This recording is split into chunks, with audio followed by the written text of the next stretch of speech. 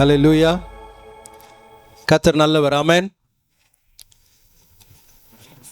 இந்த நல்ல நாளிலே இந்த சபையிலே வந்து உங்களோடு கூட கர்த்தருடைய வார்த்தை பகிர்ந்து கொள்வதற்கு கர்த்தர் கொடுத்த பெரிய கிருபைக்காக ஆண்டவருக்கு நான் நன்றி சொல்லுகிறேன். ஹல்லேலூயா. கர்த்தர் நல்லவர். எத்தனை பேர் சொல்லுவேன் கர்த்தர் நல்லவராக இருக்கிறார்? ஆமென். ஒரு ஒரு ஒரு பல்லவி மட்டும் பாடுவோம். எந்த கண்மலையானவரே. எத்தனை பாடல் தெரியும்? பாடல் தெரிஞ்சவங்க கை உயர்த்தி காட்டுங்க. ஓகே. எந்த கண்மலையானவரே, என்னை காக்கும் தெய்வம் நீரே. எந்தன் கண்மலையானவரே, என்னை காக்கும் தெய்வம் நீரே. எந்தன் கண்மலையானவரே, என்னை காக்கும் தெய்வம் நீரே. வல்லமை மாட்சிமை நிறைந்தவரே, மகிமைக்கு பாத்திரரே. வல்லமை மாட்சிமை நிறைந்தவரே, மகிமைக்கு பாத்திரரே. நல்ல கரங்களை தட்டி ஆராதனை உமக்கே, ஆராதனை உமக்கே, ஆராதனை உமக்கே, ஆராதனை உமக்கே, ஆராதனை உமக்கே, ஆராதனை உமக்கே, ஆராதனை உமக்கே, ஆராதனை உமக்கே.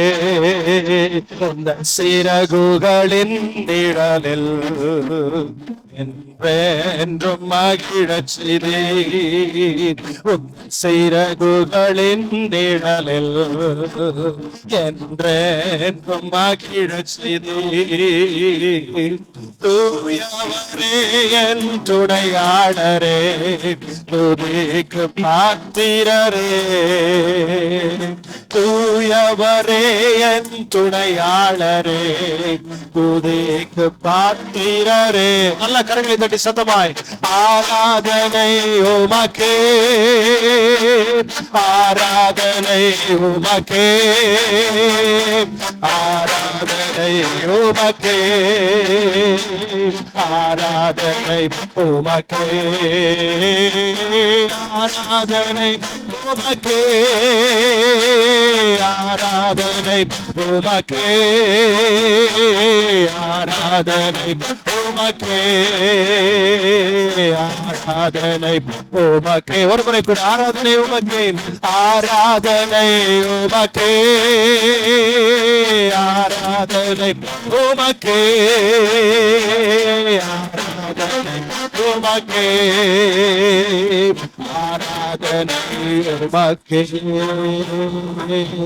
நல்ல கரங்களை தட்டி அப்பாக்கு நன்றி சொல்லுவோமா? நன்றி ஆண்டவரே, சபைக்காய் நன்றி, ஆராதனைக்காய் நன்றி, உம்முடைய பிரசன்னத்துக்காக உமக்கு நன்றி, உம்முடைய வழி நடத்துதலுக்காக உமக்கு நன்றி. நீர் எங்களை தாங்குகிற தேவனாய் இருக்கிறதற்காக உமக்கு நன்றி. எங்களை நடத்துகிறவராய் இருக்கிறதுனாலே உமக்கு நன்றி. எங்களை ஆசீர்வதிக்கிறவராய் இருக்கிறதுனாலே நன்றி. நீர் சொல்லியிருக்கிற பாத்திரம், எங்கள் பாத்திரம் நிரம்பி வழியும், எங்கள் பாத்திரம் நிரம்பி வழியும். நன்மையும் கிருபையும் எங்களை தொடர்ந்து கொண்டே இருக்கும். அதற்காக உம்மை துதிக்கிறோம், ஸ்தோத்திரிக்கிறோம் ஆண்டவரே. இந்த நல்ல நாளை கர்த்தர் தந்து இந்த நாளிலே உம்முடைய சமூகத்திலே வந்து காத்திருக்கும்படி, உம்மை துதிக்கும்படி, ஆராதிக்கும்படி, உம்மை மகிமைப்படுத்தும்படி கர்த்தர் கொடுத்த பெரிய கிருபைக்காக உமக்கு நன்றி சொல்லுகிறோம் ஆண்டவரே. இந்த நாளிலே எங்களுக்கு என்ன வார்த்தை வேண்டும் என்று தேவன் விரும்புகிறீர், அந்த வார்த்தைகளை எங்களுக்கு வெளிப்படுத்தும்படியாக ஜெபிக்கிறோம். எல்லா வாய்களை திறந்து சத்தமா பாட்டை கேளுங்க. ஆண்டவரே என் கூட பேசுங்க, என் கூட பேசுங்க கேளுங்க. எல்லாரும் கேளுங்க, என் கூட பேசுங்க ஆண்டவரே. என் மனதின் நிலைமைகள் உமக்கு தெரியும், என் சூழ்நிலைகள் உமக்கு தெரியும், என் பிரச்சனை உமக்கு தெரியும், என்னுடைய போராட்டம் உமக்கு தெரியும், என் மன கஷ்டம் உமக்கு தெரியும், என்னுடைய எதிர்பார்ப்பு உமக்கு தெரியும். நீர் பேசுகிற ஜீவனுள்ள தேவனாக இருக்கிறீர். இந்த நேரம் நல்ல நேரமாக, இந்த நேரம் ஆசீர்வதிக்கப்பட்ட ஒரு நேரமாக, இந்த நேரம் கர்த்தர் பேசுகிற அசைவாடுகிற ஒரு நேரமாக, நம்முடைய வாழ்க்கையை மாற்றி அமைக்கிற ஒரு நேரமாக, இந்த நேரத்தை கர்த்தாவே நீர் மாற்றி தருகிறதற்காக உம்மை நன்றியோடு நன்றியோடு நன்றியோடு துதிக்கிறோம், ஸ்தோத்திரிக்கிறோம். நீர் மாத்திரம் மகிமைப்படுவீராக. இயேசுவின் நாமத்தில் கேட்கிறோம் நல்ல பிதாவே, ஆமென். நம் மத்தியில் இருக்கிற நம்முடைய ஆண்டவராக இயேசு கிறிஸ்துவுக்கு நல்ல கரங்களை தட்டி நன்றி சொல்லுவோமா? நல்லா முழு பலத்தோடு. Thank you lord, thank you, thank you, thank you, thank you Jesus. Hallelujah. 2 சாமுவேலின் புஸ்தகம் 3ஆம் அதிகாரம் 1ஆம் வசனம். 2 சாமுவேல் 3ஆம் அதிகாரம் 1ஆம் வசனம். தாவீதின் குடும்பத்துக்கும் நெடுநாள் யுத்தம் நடந்தது. தாவீது வர வர பலத்தான், சவுலின் குடும்பத்தாரோ வர வர பலவீனப்பட்டு போனார்கள். சவுலின் குடும்பத்துக்கும் தாவீதின் குடும்பத்துக்கும் நெடுநாள் யுத்தம் நடந்தது. தாவீது வர வர பலத்தான், சவுலின் குடும்பத்தாரோ வர வர பலவீனப்பட்டு போனார்கள். இங்கே ஒரு யுத்தத்தை குறித்து நாம் வாசிக்கிறோம். இந்த யுத்தம் சவுலுடைய வீட்டுக்கும் தாவீதினுடைய குடும்பத்துக்கும் இடையே நடக்கிற ஒரு யுத்தமாக இருக்கிறது. சபை என்பது தேவனுடைய குடும்பமாக இருக்கிறது. 25 ஆண்டுகளை இந்த சபை கடந்திருக்கிறது என்றால் வெளியிலிருந்தும் யுத்தம் வந்திருக்கும், உள்ளேயும் யுத்தம் வந்திருக்கும். ஆனால் இத்தனை ஆண்டுகள் கர்த்தர் இந்த சபையை பராமரித்திருப்பார் என்று சொன்னால், கர்த்தர் வர வர சபையை விருத்தியாக்கி இன்றைக்கு இந்த நிலைமையிலே சபையை கர்த்தர் நிறுத்தி இருக்கிறார். ஹல்லேலூயா, ஹல்லேலூயா. கர்த்தர் நல்லவர். ஆமென். இங்கே 2 குடும்பத்துக்கும் இடையே ஒரு பிரச்சனை வருது. இந்த பிரச்சனை பார்த்தீங்கன்னா குடும்ப பிரச்சனை தான் அப்படின்னு சொல்லலாம். ஏனென்றால் சவுலும் தேவனால் தெரிந்து கொள்ளப்பட்டவன், தாவீதும் தேவனால் தெரிந்து கொள்ளப்பட்டவன். இந்த 2 குடும்பங்களுக்கு இடையே இங்கே ஒரு யுத்தம் நடக்கிறது. இந்த யுத்தத்தில் என்ன நடக்கிறது அப்படின்னு சொன்னா வசனம் அழகாய் சொல்லுகிறது, ஒருவன் தாவீது வர வர என்ன செய்துட்டு இருந்தானா? பலத்தான். சொல்லுங்க, தாவீது. சத்தமா சொல்லுங்க, தாவீது வர வர பலத்தான். ஹல்லேலூயா. சபையும் தேவனுடைய சபையும் வர வர என்ன செய்யணும்? பலக்கணும், பலப்படணும். ஆனால் எதிரி சவுலினுடைய குடும்பத்தாரோ வர வர என்ன பண்ணாங்க? பலவீனப்பட்டு போனார்கள். ரொம்ப அழகான ஒரு பகுதியை நாம் வாசிக்கிறோம். இதுல 2 விதமான சவால்களை சபை சந்திக்கும். 2 விதமான சவால்களை சபை சந்திக்கும். ஒன்று, வெளியிலிருந்து வருகிற பிரச்சனைகளை சபை சந்திக்கும். 2வது, உள்ள இருக்கிற பிரச்சனையும் சபை சந்திக்கும். ஆனால் தேவன் நம்மோடு கூட இருப்பார் என்று சொன்னால் பிரச்சனை எந்த பக்கத்திலிருந்து வந்தாலும் சரி, ஜெயத்தை கர்த்தர் அவருடைய பிள்ளைகளுக்கு தருவார். ஹல்லேலூயா. உள்ள பிரச்சனை வந்தாலும் சரி, வெளியே பிரச்சனை வந்தாலும் சரி, எங்க இருந்து வந்தாலும் சரி, எப்படிப்பட்ட போராட்டமாய் இருந்தாலும் கர்த்தர் நம்மோடு கூட இருந்தால் கர்த்தர் நிச்சயமாய் நம்மை நாளுக்கு நாள் பலப்படும்படி கர்த்தர் செய்வார். ஹல்லேலூயா. வசனம் சொல்லுகிறது, பலத்தின் மேல் பலன், கிருபையின் மேல் கிருபை, மகிமையின் மேல் மகிமை. அப்போ ஒரு தேக்கம் அடைந்த ஒரு நிலை அல்ல, ஆண்டவரோடு கூட நடக்கிற ஒரு வாழ்க்கை என்பது நாளுக்கு நாள் பலப்பட்டு பலப்பட்டு பலப்பட்டு பலப்பட்டு மேலே மேலே மேலே மேலே போகிற ஒரு அனுபவம் தான் ஆண்டவரோடு நடக்கிற ஒரு அனுபவம். ஹல்லேலூயா. இந்த உயர்வை கொடுக்கிறது என்ன? எதினாலே தாவீது பலத்தான், எதினாலே சவுல் பலவீனப்பட்டான். இன்னைக்கு சபையில நாம் விசுவாசிகளா உட்கார்ந்து இருக்கலாம். ஒரு சிலரை நீங்க கவனிச்சு பார்த்தீங்கன்னா அவங்களுடைய வாழ்க்கையில உயர்வுகள் வந்து கொண்டே இருக்கும். ஒரு நிலையிலிருந்து அடுத்த நிலைக்கு அவர்கள் நடந்து கொண்டே போய் கொண்டிருப்பார்கள். ஆனால் ஒரு சிலர் பார்த்தீங்கன்னா அதே நிலையில இருப்பாங்க. ஒரு சிலர் பார்த்தீங்கன்னா பலவீனப்பட்டுக்கிட்டே இருப்பாங்க. இன்னைக்கு நாம் அதை யோசித்து பார்க்க வேண்டும். என்னுடைய வாழ்க்கையில, விசுவாச வாழ்க்கையில, ஆண்டவரோடு நடக்கிற வாழ்க்கையில நாளுக்கு நாள் நான் பலன் அடைகிறேனா அல்லது பலவீனப்படுகிறேனா? நாளுக்கு நாள் என்னுடைய விசுவாச வாழ்க்கையில நான் வளர்கிறேனா அல்லது தளருகிறேனா? இந்த 2 காரியத்தையும் சபை இன்றைக்கு இந்த முதல் நாள் கூட்டத்திலே நாம் நம்மை தியானித்து நிதானித்து பார்த்து எந்த இடத்திலெல்லாம் நமக்கு தொய்வு வந்திருக்கிறதோ அந்த இடத்திலெல்லாம் அந்த தொய்வுகளை மேற்கொள்ளுகிறவர்களாய் நாம் இருக்க வேண்டும் என்பதுதான் தேவனுடைய சித்தமா இருக்கிறது. ஹல்லேலூயா. நம்ம இன்னைக்கு ஒரு இந்த மாதத்தினுடைய முதலாம் நாள், 9 மாதங்களை முடித்து 10வது மாதத்துல கர்த்தர் கொண்டு வந்திருக்கிறாரு. இந்த நாள்ல இத்தனை பேர் இங்க கேதர் ஆகி நம்ம ஜெபிக்கிறோம் அப்படின்னு சொன்னா கர்த்தர் குறித்த ஒரு நாளா இந்த நாள் இருக்கிறது. ஹல்லேலூயா. ஆமா, ஆண்டவர் காரணம் இல்லாம எதையும் செய்யவே மாட்டார். அப்ப தாவீதுனுடைய வாழ்க்கையில அவன் நாளுக்கு நாள் விருத்தி அடைந்ததற்கான காரணம் என்ன? வாசிங்க, 2 சாமுவேலின் புஸ்தகம் 5ஆம் அதிகாரம். 2 சாமுவேலின் புஸ்தகம் 5ஆம் அதிகாரம் 10ஆம் வசனம். 2 சாமுவேல் 5ஆம் அதிகாரம் 10ஆம் வசனம். தாவீது நாளுக்கு நாள் விருத்தி அடைந்தான். சேனைகளின் தேவனாகிய கர்த்தர் அவனோடு கூட இருந்தார். ஹல்லேலூயா. சத்தமா சொல்லுங்க, ஹல்லேலூயா. சேர்ந்து வாசிக்கலாமா? தாவீது நாளுக்கு நாள் விருத்தி அடைந்தான். சேனைகளின் தேவனாகிய கர்த்தர் அவனோட கூட இருந்தார். ஹல்லேலூயா. அப்போ நான் விருத்தி அடையணும், நாளுக்கு நாள் வளரணும் அப்படின்னு சொன்னா சேனைகளின் தேவனாகிய கர்த்தர் என்னோடு கூட இருக்க வேண்டும்.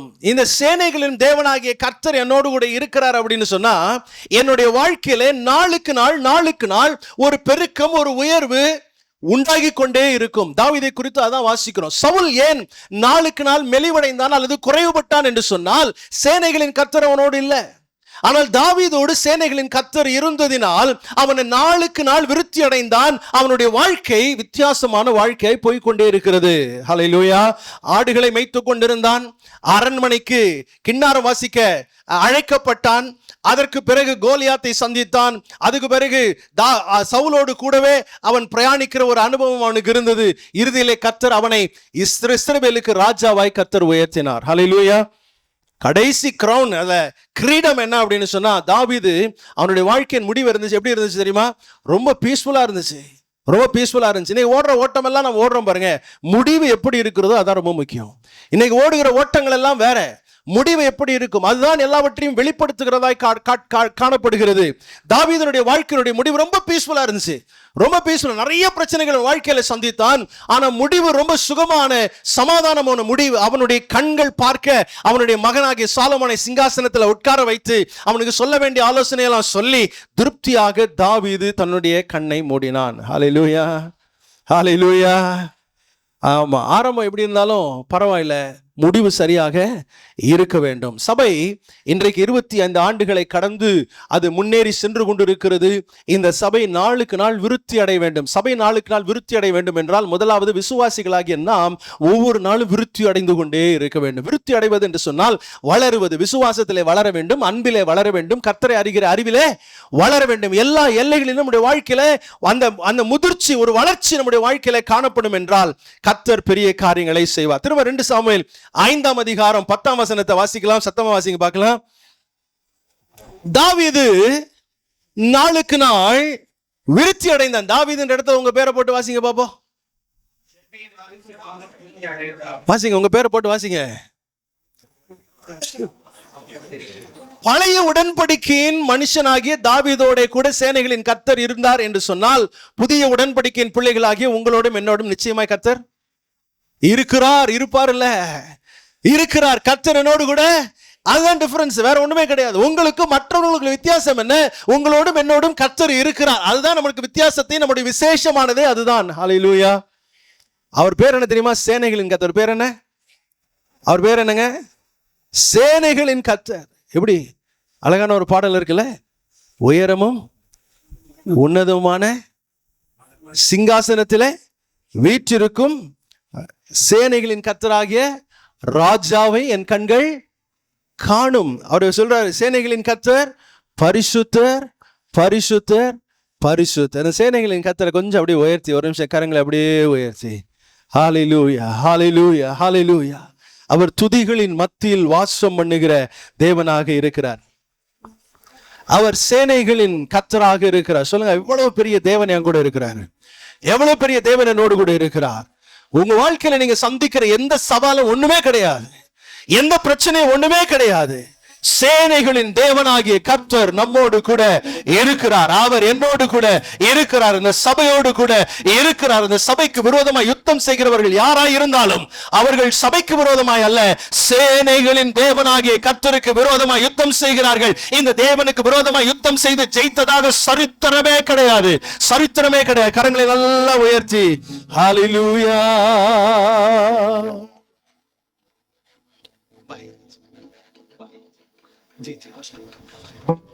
உயரமும் உன்னதமான சிங்காசனத்தில் வீற்றிருக்கும். கரங்களை வைத்து பாடுவோமா? உயரும்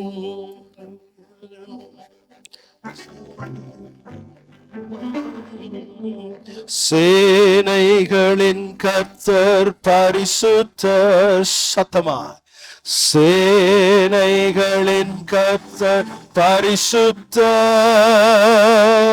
சேனைகளின் கர்த்தர் பரிசுத்தர், பரிசுத்தர், பரிசுத்தரே. பரிசுத்தர் பரிசுத்தரே. சொல்லுங்க. சேனைகளின் கர்த்தர் பரிசுத்தர், சேனைகளின் கர்த்தர் பரிசுத்தர், சேனைகளின் கர்த்தர் பரிசுத்தர், பரிசுத்தர் பரிசுத்தரே.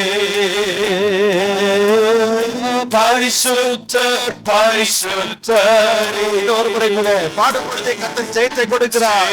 சேனைகளின் கர்த்தர் பரிசுத்தர், சேனைகளின் கர்த்தர் பரிசுத்தர்.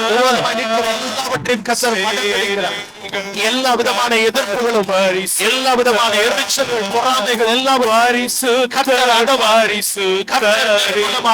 நாமத்தை பரிசுத்தர் பரிசுத்தரே. சேனைகளின் சேனைகளின் கர்த்தர் பரிசுத்தர், சேனைகளின் கர்த்தர் பரிசுத்தர், சேனைகளின் கர்த்தர் பரிசுத்தர், பரிசுத்தர் பரிசுத்தரே.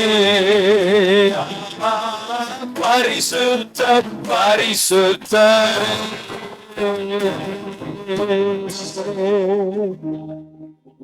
ஹல்லேலூயா. யோசபாத் யுத்த வீரர்களுக்கு முன்பாக துதிக்கிற ஒரு சேனைய ஒரு கூட்டத்தை அங்க வச்சாரு. துதிக்க ஆரம்பிச்ச உடனே ஒண்ணுமே செய்ய வேண்டாம், எல்லா விஷயமும் முடிஞ்சிருச்சு, எல்லாமே உங்களுக்கு சாதகமா மாறிடுச்சு. ஒண்ணுமே செய்யல. நான் யோசிக்கிறேன், என்னுடைய எல்லா யுத்தங்களும் இப்படிதான் இருக்கணும். ஆமென். சத்தமாய் ஹல்லேலூயா. போய் சண்டை போட்டு அவனுக்கு 2 அடி கொடுத்து நம்ம ஒரு அடி வாங்கி அதெல்லாம் ஒன்றும் தேவையில்லை. தேவனை துதிக்க. அவர் எவ்வளவு பெரியவர். ஆண்டவரே நீர் பரிசுத்தர். அவருடைய பரிசுத்த அவன் உயர்த்த ஆரம்பிச்ச உடனே அங்க எதிரின் பாளையத்தில் என்ன வந்துருச்சு? குழப்பமும் சண்டையும் வந்துருச்சு. அவங்களே பிரிஞ்சு ஓடிட்டாங்க. இன்னைக்கு அந்த அனுபவம் நமக்கு தேவை. இந்த 2 குடும்பங்களை குறித்து நான் சொல்ல ஆரம்பித்தேன். ஒரு குடும்பம் தாவீதினுடைய குடும்பம், இன்னொரு குடும்பம் சவுலுடைய குடும்பம். இந்த சவுலுடைய வாழ்க்கையில அவன் ரொம்ப விசேஷமானவன். ஆரம்பம்லாம் ரொம்ப அற்புதமா இருந்துச்சு. சாதாரணமா இருந்த ஒரு மனிதனை கர்த்தர் தேடி வந்து அவனை இஸ்ரவேலின் மேல் ராஜாவாக கர்த்தர் அவனை உயர்த்தினார். ஆனால் உயர்த்தின மனிதன் அவனுடைய ஸ்தானத்தை காத்துக்கொள்ளவில்லை. நீங்களும் நானே எங்கேயோ இருந்தோம். ஆண்டவர் யாருன்னு நமக்கு தெரியாது, கர்த்தர் யாருன்னு தெரியாது, உண்மையான தேவன் யாருன்னு தெரியாது. ஆனால் தேவன் நம்மை தேடி வந்து அவருடைய பிள்ளைகளாய் நம்மை சேர்த்து கொண்டு அவருடைய சபையிலே கர்த்தர் கொண்டு வந்து நம்மை சேர்த்து இருக்கிறார். நம்முடைய ஸ்தானத்தை காத்துக் கொள்ளுகிறவர்களாக இருக்க வேண்டும். இன்னைக்கு நான் சொல்ல போகிற 5 குணாதிசயங்களை உங்களோடு கூட பகிர்ந்து கொள்ள வேண்டும் என்று விரும்புகிறேன். சவுலுக்குள்ளே காணப்பட்ட 5 குணாதிசயங்கள் எது அவனை தேவனுடைய சமூகத்தில் நின்று விரட்டி விட்டது, அவனுக்கு கிடைத்த ராஜ மேன்மையை அவன் இழந்து போவதற்கு காரணமாய் இருந்த 5 குணங்களை நான் உங்களுக்கு சொல்லி காட்ட விரும்புகிறேன். இன்றைக்கு உங்க வாழ்க்கையில இப்படிப்பட்ட குணங்கள் இருக்கும் என்றால் ஆண்டவர்கிட்ட சொல்லுங்க, இந்த குணத்தை என்னை விட்டு என்ன செஞ்சிருங்க, எடுத்து போடுங்க. ஆண்டவரே, எல்லாம் பேசலாமா? சொல்லுங்க, இந்த குணத்தை என்னை விட்டு சத்தமா சொல்லுங்க, எடுத்து போடுங்க. இந்த குணம் எனக்குள்ள இருந்ததுன்னா நான் நாளுக்கு நாள் விருத்தி அடைய முடியாது. நான் நாளுக்கு நாள் விருத்தி அடையாதபடி இப்படிப்பட்ட குணங்கள் என்ன செஞ்சுட்டு இருக்குது, நெருக்கிக் கொண்டே இருக்கிறது. அப்படிப்பட்ட குணங்கள் எனக்குள்ள இருக்கும் என்றால் என்றைக்கு அந்த குணங்களை என்னை விட்டு மாற்றும் தாவீதுக்கு செய்த தேவன் எனக்கும் நீர் செய்யும்படியாக நான் ஜெபிக்கிறேன். ஹல்லேலூயா. வாசிங்க 1 சாமுவேல் புத்தகம் 18ஆம் அதிகாரம் 8ஆம் வசனத்தை வாசிங்க. 1 சாமுவேல் 18ஆம் அதிகாரம் 8-9 வசனங்கள்.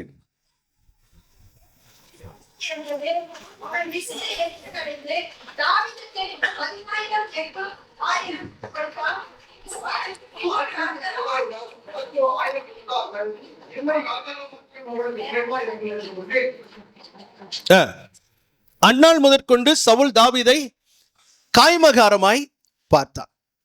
அந்த வார்த்தை சொல்லுங்க, சத்தமா சொல்லுங்க, அந்த வார்த்தை. சில பேர் ஆலயத்துக்கு வருவாங்க, திடீர்னு வராம நின்றுவாங்க. என்ன அப்படின்னா அவங்க இப்படி என்ன பத்தி பார்த்துட்டு ஆட்கள் பார்த்துருக்கீங்களா? எத்தனை பேருக்கு இந்த தொட்டாச்சினிங்கி தெரியும்? தொட்டாச்சினிங்கி தெரியுமா? அந்த செடி அழகா இருக்கும் பாருங்க, அப்படியே விரிஞ்சிருக்கும். தெரியாம தொட்டிட்டீங்கன்னா என்ன செய்யும், அப்படியே மூடிடும்.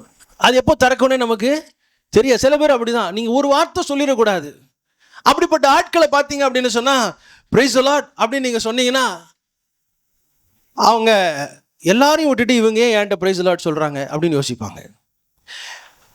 ஒரு நாள் கவனிக்காம விட்டு போயிட்டீங்கன்னா பாருங்க, எல்லாருக்கிட்டையும் சொல்றாங்க, என்கிட்ட மட்டும் என்ன பண்ண மாட்டேங்கிறாங்க. அந்த ஒரு வார்த்தை, ஏதோ ஒரு வார்த்தை அவங்களை என்ன பண்ணிட்டே இருக்கும், ட்ரிகர் பண்ணிக்கிட்டே இருக்கும். கவனிச்சிருக்கீங்க அப்படி ஆட்களை? அவங்க பேர் தான் தொட்டா சினிங்கி, சில பேர்லாம் தொடாமலே சினிங்கி, ஒண்ணுமே சொல்ல வேணாம்னு இருப்பாங்க. என்ன இப்படி பார்த்தாங்க. பாஸ்டர்ஸ்க்கு இருக்கிற ஒரு ஒரு ஒரு நிலைமை என்ன தெரியுமா, வசனத்தை ரொம்ப ஆண்டவருடைய சமூகத்தில் காத்திருந்து கேட்டு வாங்கி இந்த வார்த்தையை எடுத்து கொண்டாந்து பிரசங்கம் பண்ணும்போது ஒரு சகோதரி சொல்லுவாங்க, என்னைய பார்த்தே தான் அவர் பேசினார், என்ன மனசுல வச்சுட்டு தான் அவர் பேசினார், இங்கங்க திரும்பல, என்னையே தான் பார்த்துட்டு இருந்தாரு. ஆவியானவர் நம்மோடு இடைப்படும் பொழுது தேவனுடைய வார்த்தையாய் அதை ஏற்றுக்கொண்டு மாற்ற வேண்டியவளை மாற்றிக்கொண்டால் நம்முடைய வாழ்க்கையில விருத்தி அடைந்து கொண்டே இருப்போம். ஹல்லேலூயா. அப்பா கடிந்து கொள்கிற பிள்ளை யாரை கடிந்து கொள்வார் தெரியுமா? யாரை நேசிக்கிறாரோ அவர்களை தான் அவரை கடிந்து கொள்ளுவார். என் பிள்ளை நல்லா வரணும்னு நான் நினைச்சேன்னா என் பிள்ளைய நான் திருத்திக்கிட்டே இருக்கணும். அந்த திருத்தத்தின் வார்த்தைகள் நமக்கு வரும் பொழுது சந்தோஷமா ஏற்றுக்கொள்ளணும். அப்பா என்கிட்ட பேசுறாங்க, கர்த்தர் என் கூட பேசுறார். ஒரு முறை பயங்கரமா செய்திலாம் கொடுத்து முடிச்சுட்டு வெளியே போய் நின்று எல்லாரையும் கிரீட் பண்ணி எல்லாரும் போகும்போது ஒரு சகோதரி வந்து என்கிட்ட சொன்னாங்க, பாஸ்டர் சூப்பர் மெசேஜ் பாஸ்டர் அப்படின்னாங்க. இந்த சூப்பர்னு சொன்னாலே எனக்கு கொஞ்சம் குருன்னு என்ன சொல்ல போறாங்க அடுத்ததுன்னு அவங்க சொன்னாங்க. ஆனா அந்த சிஸ்டருக்காகவே நீங்க பேசுனீங்க, அவங்க இன்னைக்கு வரல. என்னங்க, அவங்களுக்காகவே நீங்க பேசுனீங்க, அவங்க இன்னைக்கு வரல. அப்படி இல்லை, எனக்காக பேசப்படுகிற வார்த்தை. ஆமென். இந்த வார்த்தை எனக்காக பேசப்படுகிற, கர்த்தர் என்னோடு கூட இடைப்படுகிறார். நீங்க ஆலயத்துக்கு வரும்பொழுதெல்லாம் ஒரு எதிர்பார்ப்போடு வர வேண்டும், ஜெபத்தோடு வர வேண்டும். ஆண்டவரே சொன்ன இன்னைக்கு என் கூட நீங்க சத்தமா சொல்லுங்க, என் கூட நீங்க பேசுங்க. உங்க சத்தத்தை கேட்காம நான் போக கூடாது ஆண்டவரே. ஹல்லேலூயா. ஆண்டவரிடத்தில் அப்படிப்பட்ட எதிர்பார்ப்போடு வந்தோம் என்றால் நிச்சயமாய் கர்த்தர் நம்மோடு கூட பேசுவார். நம்முடைய வாழ்க்கையில் ஒரு மாற்றத்தை ஒவ்வொரு ஆராதனையும் நம்ம பெற்றுக்கொள்ள முடியும். அப்பதான் வர வர விருத்தி அடைய முடியும். ஹல்லேலூயா. வர வர விருத்தி அடைய வேண்டும் என்றால் ஒழுங்கா வரணும், சரியா வரணும், எதிர்பார்ப்போடு வரணும், ஆண்டவருடைய சமூகத்துல ஒரு ஒரு தாகத்தோடு வர வேண்டும். அப்பொழுது கர்த்தர் நிச்சயமா நம்மோடு கூட பேசுவார். இங்கே ஒரு வார்த்தை சொல்லப்படுகிறது. அந்த வார்த்தை தாவீதுக்கும் சவுலுக்கும் இருக்கிற உறவிலே ஒரு பிளவை ஏற்படுத்துகிறது. என்ன வார்த்தை? தாவீதும் சவுலும் ஒரு யுத்தம் பண்ணிட்டு வர்றாங்க. ரெண்டு பேரும் நல்லா சந்தோஷமா வராங்க. ரெண்டு பேரும் எப்படி வராங்க? சத்தமா சொல்லுங்களேன். பசி மயக்கமா? இல்ல. ஓகே. ரெண்டு பேரும் வராங்க, சந்தோஷமா வராங்க. சில சகோதரிகள் அங்க கொயர் அங்க நின்று பாட்டு பாடுறாங்க. என்ன பாட்டு பாடுறாங்க? சவுலு கொன்றது 1000, தாவீது கொன்றது முடிஞ்ச கதை. அவ்வளோ நேரம் ரெண்டு பேரும் ஒட்டுக்க வந்துட்டு இருந்தவங்க. இவரை பார்த்து அவருக்கு பயம் இல்லை, அவரை பார்த்து இவருக்கு பயம் இல்லை. தகப்பன் பிள்ளைய போல கிட்டத்தட்ட சொல்றாங்க 25 30 வருஷம் வித்தியாசம் ரெண்டு பேருக்கும் இடையில. தாவீதுக்கும் சவுலுக்கும் இடையில கிட்டத்தட்ட 25 30 வயசு வித்தியாசம். அப்போ 30 வயசு தன்னை விட இளையவனா இருக்கிற ஒருவனை பார்த்து சவுல் பயப்படுகிறார். காரணம் என்ன? சில சகோதரிகள் ஒரு பாட்டு பாடினாங்களா, தாவீது கொன்றது என்னங்க, சவுல் கொன்றது 1000, தாவீது கொன்றது. ஆமா, நல்லா பாட்டு பாடுவாங்க சகோதரி. இன்னொரு சகோதரி அடுத்த நாள் வந்து பாடுவாங்க பாருங்க. பாடினோடனே அந்த சகோதரி நல்லா பாடினாங்கன்னு சொல்லிட்டா முடிஞ்சு போச்சு. இவங்களுக்கு பாட்டும் வராது, ஒன்றும் வராது. ஐயோ நம்மளை விட்டுருவாங்க போல இருக்கு. அவங்கள என்ன பண்ணுவாங்க? பிடிச்சுக்குவாங்க போல. என்னுடைய ஸ்தானம் போயிருமோன்ற பயம். நல்லா கவனிங்க. கர்த்தர் தான் ஸ்தானங்களை ஏற்படுத்துகிறார். ஹல்லேலூயா. கர்த்தர் தான் என்னை உயர்த்துகிறார். அவர் என்னை உயர்த்தினார்னா எந்த மனுஷனும் என்னை தாழ்த்தவே முடியாது. ஏன் என்று சொன்னால் உயர்த்துகிற கரம் என்னோடு கூட இருக்கிறது. அப்ப மனுஷர் என்னை நிராகரிக்கிறதுனால, மனுஷர் ஒரு வார்த்தையை பேசுறதுனால நான் அதை வைத்து என்னுடைய தரத்தை நான் எடை போடவே கூடாது. யார் என்னன்னாலும் பேசுங்க, ஐ டோன்ட் கேர். நல்லா இருந்தது சொன்னாலும் நான் பறக்க போறது இல்ல, சரியில்லைன்னு சொன்னாலும் கீழே போறது இல்ல. கர்த்தர் எனக்கு கொடுத்த வேலையை நான் ஒழுங்கா என்ன பண்ணிட்டே இருப்பேன், செய்து கொண்டே இருப்பேன். இங்கே சவுல் அத்தனை பெரிய மனிதனாய் இருக்கிறார், எத்தனை ஆண்டுகள் மூத்தவராய் இருக்கிறார், அனுபவம் மிகுந்தவராய் இருக்கிறார். ஆனால் சில பெண்கள் அவரோடு கூட வந்த தாவீதை புகழ்ந்து பாடின உடனே அது சவுலுக்கு என்னவா இருந்ததா, விசனமாய் இருந்தது. சவுலுக்கு என்னவா இருந்துச்சு? எத்தனை பேர் அப்படி இருக்கீங்க? ஏதாவது ஒன்று சொல்லிடக்கூடாது, ஏதாவது ஒன்று கேட்டுறக்கூடாது, ஏன் லேட்டா வந்தீங்க அப்படின்னு சொல்லிடக்கூடாது. உடனே முகம் என்ன ஆயிரும், அவ்வளோ தூரம் போயிடும். இன்னைக்கு ஆண்டவர்கிட்ட சொல்லுங்க, ஆண்டவரே நான் அந்த கோபித்துக் கொள்ளுகிற சிறுபிள்ளைத்தனத்தை என்னை விட்டு எடுத்து போடும். இங்க ஆரம்பிக்குதுங்க இந்த சின்ன வார்த்தை. இவங்க 2 பேருக்குள்ள ஒரு மிகப்பெரிய ஒரு பாதிப்பை ஏற்படுத்துகிறது. பல நேரங்களிலே அநேக வார்த்தைகளை பேசுறாங்க பாருங்க. அந்த வார்த்தைகள் தான் நம்முடைய உறவுகளிலே ஒரு பாதகத்தை என்ன செஞ்சிருது? ஏற்படுத்தி விடுகிறது. ஒரு வீட்டுக்கு போயிருந்தேன். மாமியார் மருமகள் 2 பேர் இருக்காங்க. அன்னைக்கு மாமியார் மட்டும்தான் இருந்தாங்க. காஃபி எல்லாம் போட்டு கொடுத்தாங்க. அடுத்த நாள் மருமகளை சர்ச்சில் பார்த்தேன். அவங்க எல்லாம் வந்தாங்க. நேற்று பாஸ்டர் வீட்டுக்கு வந்தீங்களாமா? நான் இல்லை, சாரி, வெளியே போயிட்டேன். ஆமாம்மா வந்தேன், மாமியார் காஃபி எல்லாம் போட்டு கொடுத்தாங்க அப்படின்னு. காஃபி போட்டு கொடுத்தாங்களா? ஏன் போட்டு கொடுத்தா என்ன? எனக்கு ஒரு நாளும் போட்டு கொடுத்ததில்லை. எதையுமே பேச முடியாது, எதையுமே சொல்ல முடியாது. சின்ன விஷயத்தை கூட என்ன பண்ணிடுவாங்க? பெருசாக்கிடுவாங்க. நீங்க ஆண்டவர்கிட்ட சொல்லுங்க, ஆண்டவரே, பிறர் பேசுகிற வார்த்தைகள் என்னுடைய மனதை பாதிக்கவே கூடாது. அதை நீங்க கற்றுக்கொள்ளணும். பிறர் பேசுகிற வார்த்தைகள், பிறர் என்ன நல்லவங்க சொன்னா நான் நல்லவன் ஆக போறதில்லை, கெட்டவன் சொன்னா கெட்டவன் ஆக போறதில்லை. கர்த்தருக்கும் எனக்கும் உள்ள உறவு, எனக்கு ஒரு தரம் இருக்கிறது. அந்த தரத்தை நிர்ணயிப்பது என்னோடு கூட இருக்கிற கர்த்தருடைய பிரசன்னம். ஹல்லேலூயா. என் தரத்தை நிர்ணயிக்கிறது கர்த்தருடைய பிரசன்னம், என்னோடு கூட இருக்கிற பிரசன்னம். ஆகையால் யார் என்னை பாராட்டினாலும் கவலைப்பட மாட்டேன், யார் என்னை இகழ்ந்து பேசினாலும் கவலைப்பட மாட்டேன். இங்க அதுதான் நடக்குது பாருங்களேன். இந்த வார்த்தைகள் அவருக்கு ரொம்ப கஷ்டமாயிருச்சு. வாசிங்க 18ஆம் அதிகாரம் 6-7 வசனங்களை வாசிங்க.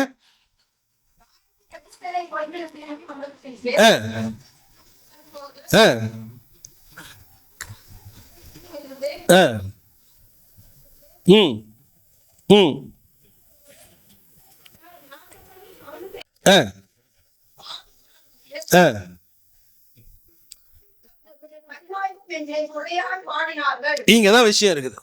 இந்த வார்த்தைகளை கேட்ட உடனே சவுலுக்கு என்ன வந்துருச்சு? வெசனமா இருந்துச்சு. உங்க 2 பேரும் ஒரு விஷயத்தை செய்றீங்க, ஒருத்தரை பாராட்டிட்டு இன்னொருத்தரை விட்டுட்டா அடுத்தவங்களுக்கு இயல்பா மனசுல ஒரு கஷ்டம் இருக்கும். ஆனால் அது நம்முடைய வாழ்க்கையை பாதிக்கவே கூடாது. இன்னொருத்தர் நம்ம ஒருத்தர் புகழ்ந்து பேசுறாங்க, நம்ம முன்னாடியே சொல்றாங்கன்னா, நான் சமீபத்துல ஒரு கூட்டத்துக்கு போயிருந்தேன். நானும் இன்னொரு ஒழிகா 2 பேரும் உட்காந்து, 2 பேருடைய செஷனும் முடிஞ்சு, 2 பேரும் பேசி முடிச்சுட்டு 2 பேரும் உட்காந்துட்டு இருந்தோம். அப்போ ஒரு சகோதரி வந்து அவர்கிட்ட சொன்னாங்க, பாஸ்டர் உங்க மெசேஜ் ரொம்ப நல்லா இருந்துச்சு. என் மனசு உடனே என்ன சொல்லுதுன்னா, அப்போ நம்ம மெசேஜ் எப்படி இல்லை நல்லா இல்லை போல, இயல்பு. ஆனால் அந்த இடத்துல சொல்லணும், கர்த்தர் எனக்கு கொடுத்த வார்த்தையை நான் கொடுத்து விட்டேன், அவ்வளோதான் என்னுடைய வேலை. அதான் வசனம் அழகாக சொல்லுது, நாங்கள் அப்பிரயோஜனமான ஊழியக்காரர்கள், செய்ய வேண்டிய கடமையை நாங்கள் என்ன பண்ணிட்டோம்? செய்து விட்டோம், மீதி கர்த்தர் பார்த்து கொள்வார். உங்கள் வாழ்க்கையிலும் நீங்கள் அதை கற்றுக்கொள்ளுங்க. நம்மை சுற்றிலும் இருக்கிறவர்கள் நம்மை விமர்சிப்பாங்க, சுற்றிலும் இருக்கிறவர்கள் சில நேரம் நம்மளை புகழ்வார்கள், சுற்றிலும் இருக்கிறவர்கள் சில நேரம் நம்மை விமர்சிப்பார்கள். எது இருந்தாலும் அதை என்னுடைய தரத்தை நிர்ணயிப்பது இல்லை. எனக்கென்று ஒரு தரம் இருக்கிறது. அந்த தரம் யாருனால? என்னோடு கூட இருக்கிற தேவனால் எனக்கு கிடைத்த தரமாக நிலையாக இருக்கிறது. ஹல்லேலூயா, ஹல்லேலூயா. இங்க சொன்ன ஒரு வார்த்தை சவுலுடைய உறவை உடைத்து விட்டது. அதுக்கப்புறம் சவுலுடைய வாழ்க்கை தலைகீழாய் மாறிவிட்டது. சவுலுடைய வாழ்க்கை என்ன ஆயிடுச்சுங்க? தலைகீழாய் போயிடுச்சு. இன்னைக்கு நான் சொல்லுவேன், அநேக விசுவாசிகள் இப்படிப்பட்ட வார்த்தைகளை கேட்டு இடறி போனார்கள். இடறல், நிறைய விசுவாச வாழ்க்கையில இடறல் வருவதற்கு காரணம் ஒரு சிலர் பேசுகிற வார்த்தைகள். இன்றைக்கு நீங்க ஆண்டவர்கிட்ட சொன்ன, ஆண்டவரே, அப்படிப்பட்ட வார்த்தைகள் எனக்குள்ளே ஒரு பாதிப்பை என்ன செய்யக்கூடாது? ஏற்படுத்தவே கூடாது. நீர் என்னோடு கூட இருக்கிறீர், ஆகையால் என்னுடைய தரம் உம்மாலே நிர்ணயிக்கப்படுகிறது. இதை ஒரு நாளும் ஒருவரும் மாற்றவே முடியாது. ஹல்லேலூயா. சரி, இரண்டாவது ஒரு குணாதிசயத்தை உங்களுக்கு காட்ட விரும்புகிறேன். 1 சாமுவேலின் புஸ்தகம் 15ஆம் அதிகாரம், 1 சாமுவேலின் புஸ்தகம் 15ஆம் அதிகாரம் 15ஆம் வசனத்தை எடுத்தவங்க வாசிங்க, சத்தம் வாசிங்க. அதற்கு சவுல்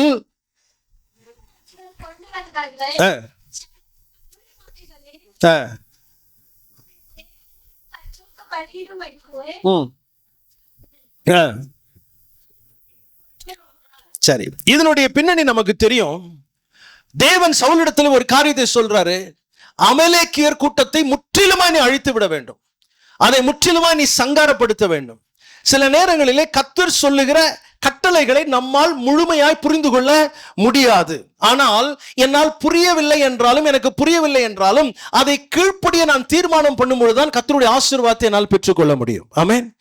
எப்போதுமே கர்த்தர் சொல்ற வார்த்தையை என்னால் என்ன செய்ய முடியாது? பூரணமாக புரிந்து கொள்ள முடியாது. அதுக்கு நல்ல உதாரணம் என்னன்னு பார்த்தீங்க அப்படின்னு சொன்னா, இங்க இருக்கிற எல்லாரும் சொல்ல முடியும், கொஞ்சம் வளர்ந்தவங்க பெரியவங்க வேலையில இருக்கிறவங்க சொல்ல முடியும். நான் சின்ன பிள்ளையா இருக்கும் போது எங்க அப்பா அம்மா சொன்ன ஆலோசனைய அட்வைஸை நான் கேட்டிருந்தா இன்னைக்கு நல்லா இருப்பேன், இது இன்னைக்கு இருக்கிற நிலையோட நல்லா இருப்பேன் அப்படின்னு சொல்றவங்க என்ன கை தூங்குவாங்களா? நல்லா கை தூக்குங்களேன், பரவாயில்ல. ஆமா, அன்னைக்கு நமக்கு அது எப்படி இருந்துச்சு? அவங்க சொல்ற ஆலோசனை எப்படி இருந்துச்சு? ஏன் இப்படி போட்டு பாடப்படுத்துறீங்க, ஏன் என்ன கஷ்டப்படுத்துறீங்க? நான் பாட்டுக்கு அவன் விளையாடுறான், இவன் விளையாடுறான், இவன் ஊரை சுத்துறான், அவன் ஊரை சுத்துறான், என்னைய மட்டும் வீட்டுக்குள்ளேயே வச்சு பூட்டி வச்சிருக்கிறீங்களே. பூட்டி வச்சனால இந்த நிலைமையாதுல நம்ம என்ன செய்யறோம்? இருக்கிறோம். விட்டுருந்தோம்னா நம்ம அவங்களோட மோசமா போயிருப்போம். அந்த ஆலோசனைகளை புரியல அந்த வயசுல, இப்ப நமக்கு புரியுது, ஆனா மாத்த முடியல. அப்ப கர்த்தர் கொடுக்கிற ஆலோசனைகள் எதுவா இருந்தாலும், நமக்கு புரியவில்லை என்றாலும் பிடிக்கவில்லை என்றாலும் அதை கீழ்ப்படுகிற ஒரு மனப்பக்குவத்தை நாம் வளர்த்து கொள்ள வேண்டும். இதை கவனிக்க வேண்டிய ஒரு காரியம் என்ன? பகுதி கீழ்ப்படிதலும் கீழ்ப்படியாமையே. நல்லா குறிச்சு வச்சுங்க, எழுதுங்க. பகுதி கீழ்ப்படிதல், பார்ட் ஒபீடியன்ஸ் இஸ் டிஸ்ஒபீடியன்ஸ். பகுதி கீழ்ப்படிதல். இங்கே சவுலுக்கு சொல்லப்பட்ட கட்டளை என்ன? அமலேக்கியனை நீ முற்றிலுமாய் அழித்து போடணும், ஒன்னையுமே விட்டு வைக்க கூடாது. சில நேரங்களில் கர்த்தர் சொல்வார், நம்முடைய வாழ்க்கையில சில அமலேக்கியர்கள், சில மாம்சத்துக்குரிய கிரியைகள் நம்முடைய வாழ்க்கையில கிரியை செய்யும். அந்த மாம்சத்துக்குரிய கிரியைகளை முற்றிலுமாய் அழித்து விட வேண்டும். ஒரு சகோதரன் வந்து பேசும்போது அவர் ஆர்கியூ பண்றாரு, குடிக்கிறது தப்பு இல்லைன்னு ஆர்கியூ பண்றாரு. அவர் என்ன சொல்றாரு? நான் என்ன குடிச்சிட்டு ரோட்லயா கிடக்குறேன், நான் எப்போ ராத்திரி நேரத்துல கொஞ்சத்தை குடிச்சிட்டு நான் பாட்டுக்கு நிம்மதியா நல்லா என்ன செய்றேன், தூங்குறேன் அப்படின்னு அவர் சொல்றாரு. நான் சொல்றேன், ரொம்ப நாள் ஆகாது ரோட்ல படுத்து கிடக்கிறதுக்கு.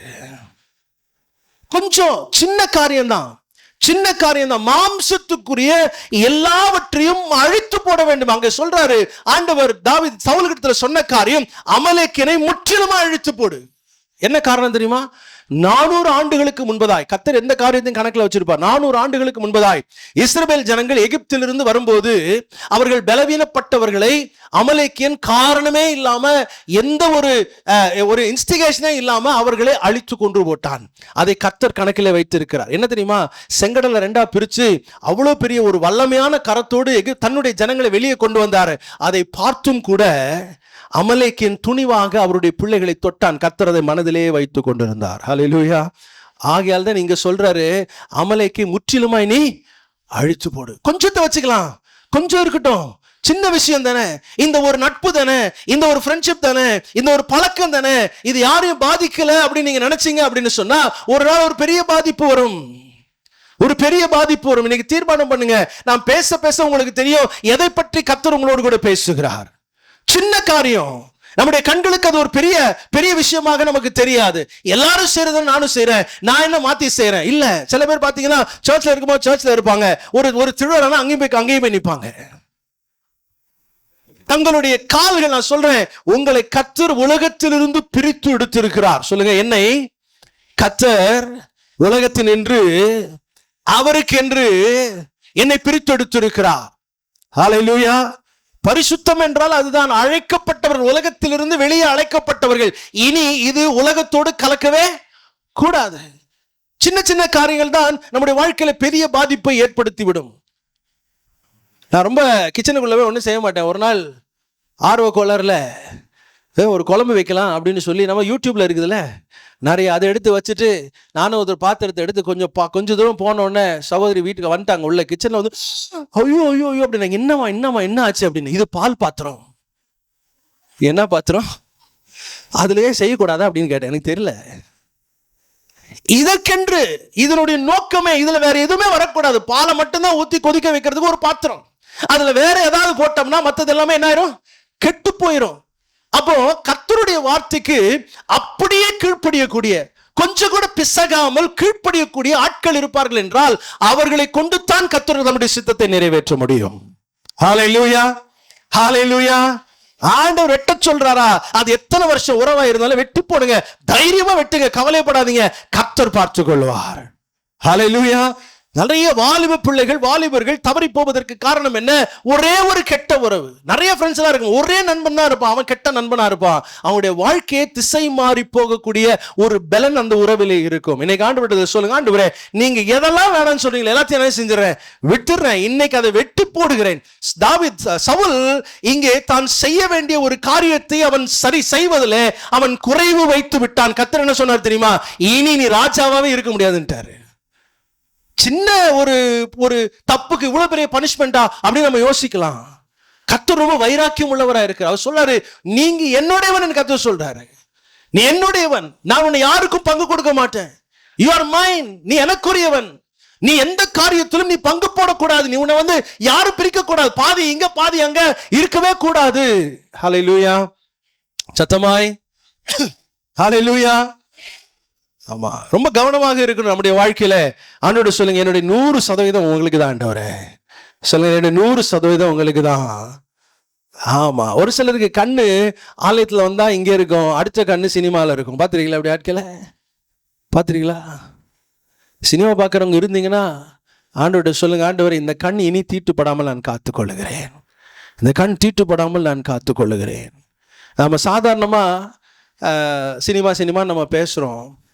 அந்த சினிமாவின் மோகம்தான் சமீபத்தில் 40 உயிர் எடுத்துட்டு போயிடுச்சு. இல்லை, யோசித்து பாருங்களேன். அப்பாவிகள் ஒன்றுமே இல்லை, ஒரே நாள் முடிஞ்சு வாழ்க்கையே தலைகளாக மாறிவிட்டது. என்ன காரணம்? மோகம். அந்த ஒரு கை அங்கே இருக்குது, ஒரு கால் அங்கே இருக்குது, ஒரு கால் இங்கே இருக்குது. ஆண்டவர்கிட்ட சொல்லுங்க, இல்லை இல்லை ஆண்டவரே, இன்னைக்கு நான் திருத்திக் கொள்ளுகிறேன், இன்னைக்கு நான் மாற்றிக்கொள்ளுகிறேன், முழுமையாக உமக்குத்தான் எல்லாவற்றையும் நான் ஒப்பு கொடுக்கிறேன். ஆமென், ஹல்லேலூயா. பாருங்க, அப்போ சவுலிடத்துல வந்து சாமுவேல் கேட்கிறாரு, என்னப்பா ஆண்டவர் சொன்ன கட்டளை கீழ்ப்படிஞ்சிட்டேனே அப்படின்னு. உடனே சாமுவேல் கேட்கிறாரு, சில ஆடுகளின் சத்தம் எனக்கு கேட்கிறது. சில ஆடுகள் சத்தம் போடுது, நீ எல்லாத்தையும் அழிச்சிட்டேன்னு சொல்ற, ஆனா சில ஆட்டினுடைய சத்தம் எனக்கு கேட்குது, அது என்ன அப்படின்னு கேட்ட உடனே சவுல் சொல்றாரு, நான் ஒன்றும் பண்ணல, இந்த ஜனங்க கொஞ்சம் நல்லா இருக்கிறதெல்லாம் எடுத்து வச்சிருக்கிறாங்க. எதுக்கு வச்சிருக்காங்க தெரியுமா? கர்த்தருக்கு பலி கொடுக்கும்படி வைத்து இருக்கிறார்களா? எதுக்கு வச்சிருக்கிறாங்களா? சொல்லுங்க சொல்லுங்க. ஆமா, நான் பிட் பாக்கெட் அடிச்சேன், 10,000 ரூபா, அதுல 1000 ரூபா கர்த்தருக்கு காணிக்கை கொடுக்கறதுக்காக வச்சிருக்கிறேன்ற மாதிரி கணக்கு. புரியுதா? இதனை ஒரு புரியுது? ஆமென். அமைதி ஆயிட்டீங்களே. ஹல்லேலூயா. அப்போ தவறுகள், கர்த்தருடைய கண்ணோட்டமே வேற, கர்த்தருடைய கண்ணோட்டமே வேற. அவர் சொல்ற, இவர் யோசிக்கிறார், சவுல் இதென்ன சின்ன விஷயம் தானே, இது ஆடு மாடு இருந்தா நல்லது தானே, பலிசத்துக்கு பிரயோஜனப்படும் தானே. நம்மளுடைய லாஜிக்கல் ஆண்டவருக்கு வேணாம். அவர் வேணான்னு சொன்னார்னா அது வேணாம். இன்னைக்கு அழகா ஸ்கிட்ல பார்த்தோம்ல, கர்த்தர் வேணான்னு சொன்னா நமக்கும் சொல்லுங்க ஆமா வேணுங்கிற மாதிரி இருக்குது. என்ன, கர்த்தர் வேண்டானா எனக்கும் வேண்டாம், கர்த்தர் வேணும்னா அது எனக்கு வேணும். இந்த ஒரு மனநிலையை நாம் வளர்த்து கொள்ள வேண்டும். இந்த கீழ்ப்படிதல் நமக்கு இருக்கணும். பகுதி கீழ்ப்படிதல் அல்ல. சவுல் அவனுடைய வாழ்க்கையில முழுமையான ஒரு கீழ்ப்படிதல் இல்லை, அவனுக்குள்ள பகுதி கீழ்ப்படிதல் இருந்தது. அதை குறித்து சாமுவேல் சொல்ற இந்த வசனம் எல்லாருக்கும் தெரிந்திருக்கும். ஆனாலும் திரும்ப வாசிங்க. 1 சாமுவேல் 15ஆம் அதிகாரம் 22ஆம் வசனம் வாசிங்க.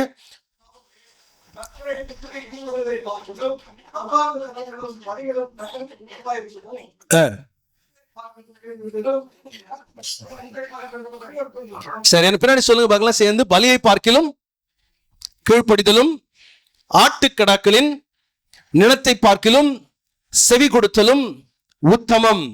என்ன கேட்கிறாருன்னா, கீழ்ப்படிதலும் செவி கொடுத்தலும். சொல்லுங்க. ஆமா, செவி கொடுத்தல் லிசன். ஆலயத்துக்குள்ளே வரும்பொழுது 2 காரியங்கள் நம்ம செய்யலாம். ஒண்ணு கேட்கலாம், கேட்கறது வேற, கவனித்து கேட்பது வேற.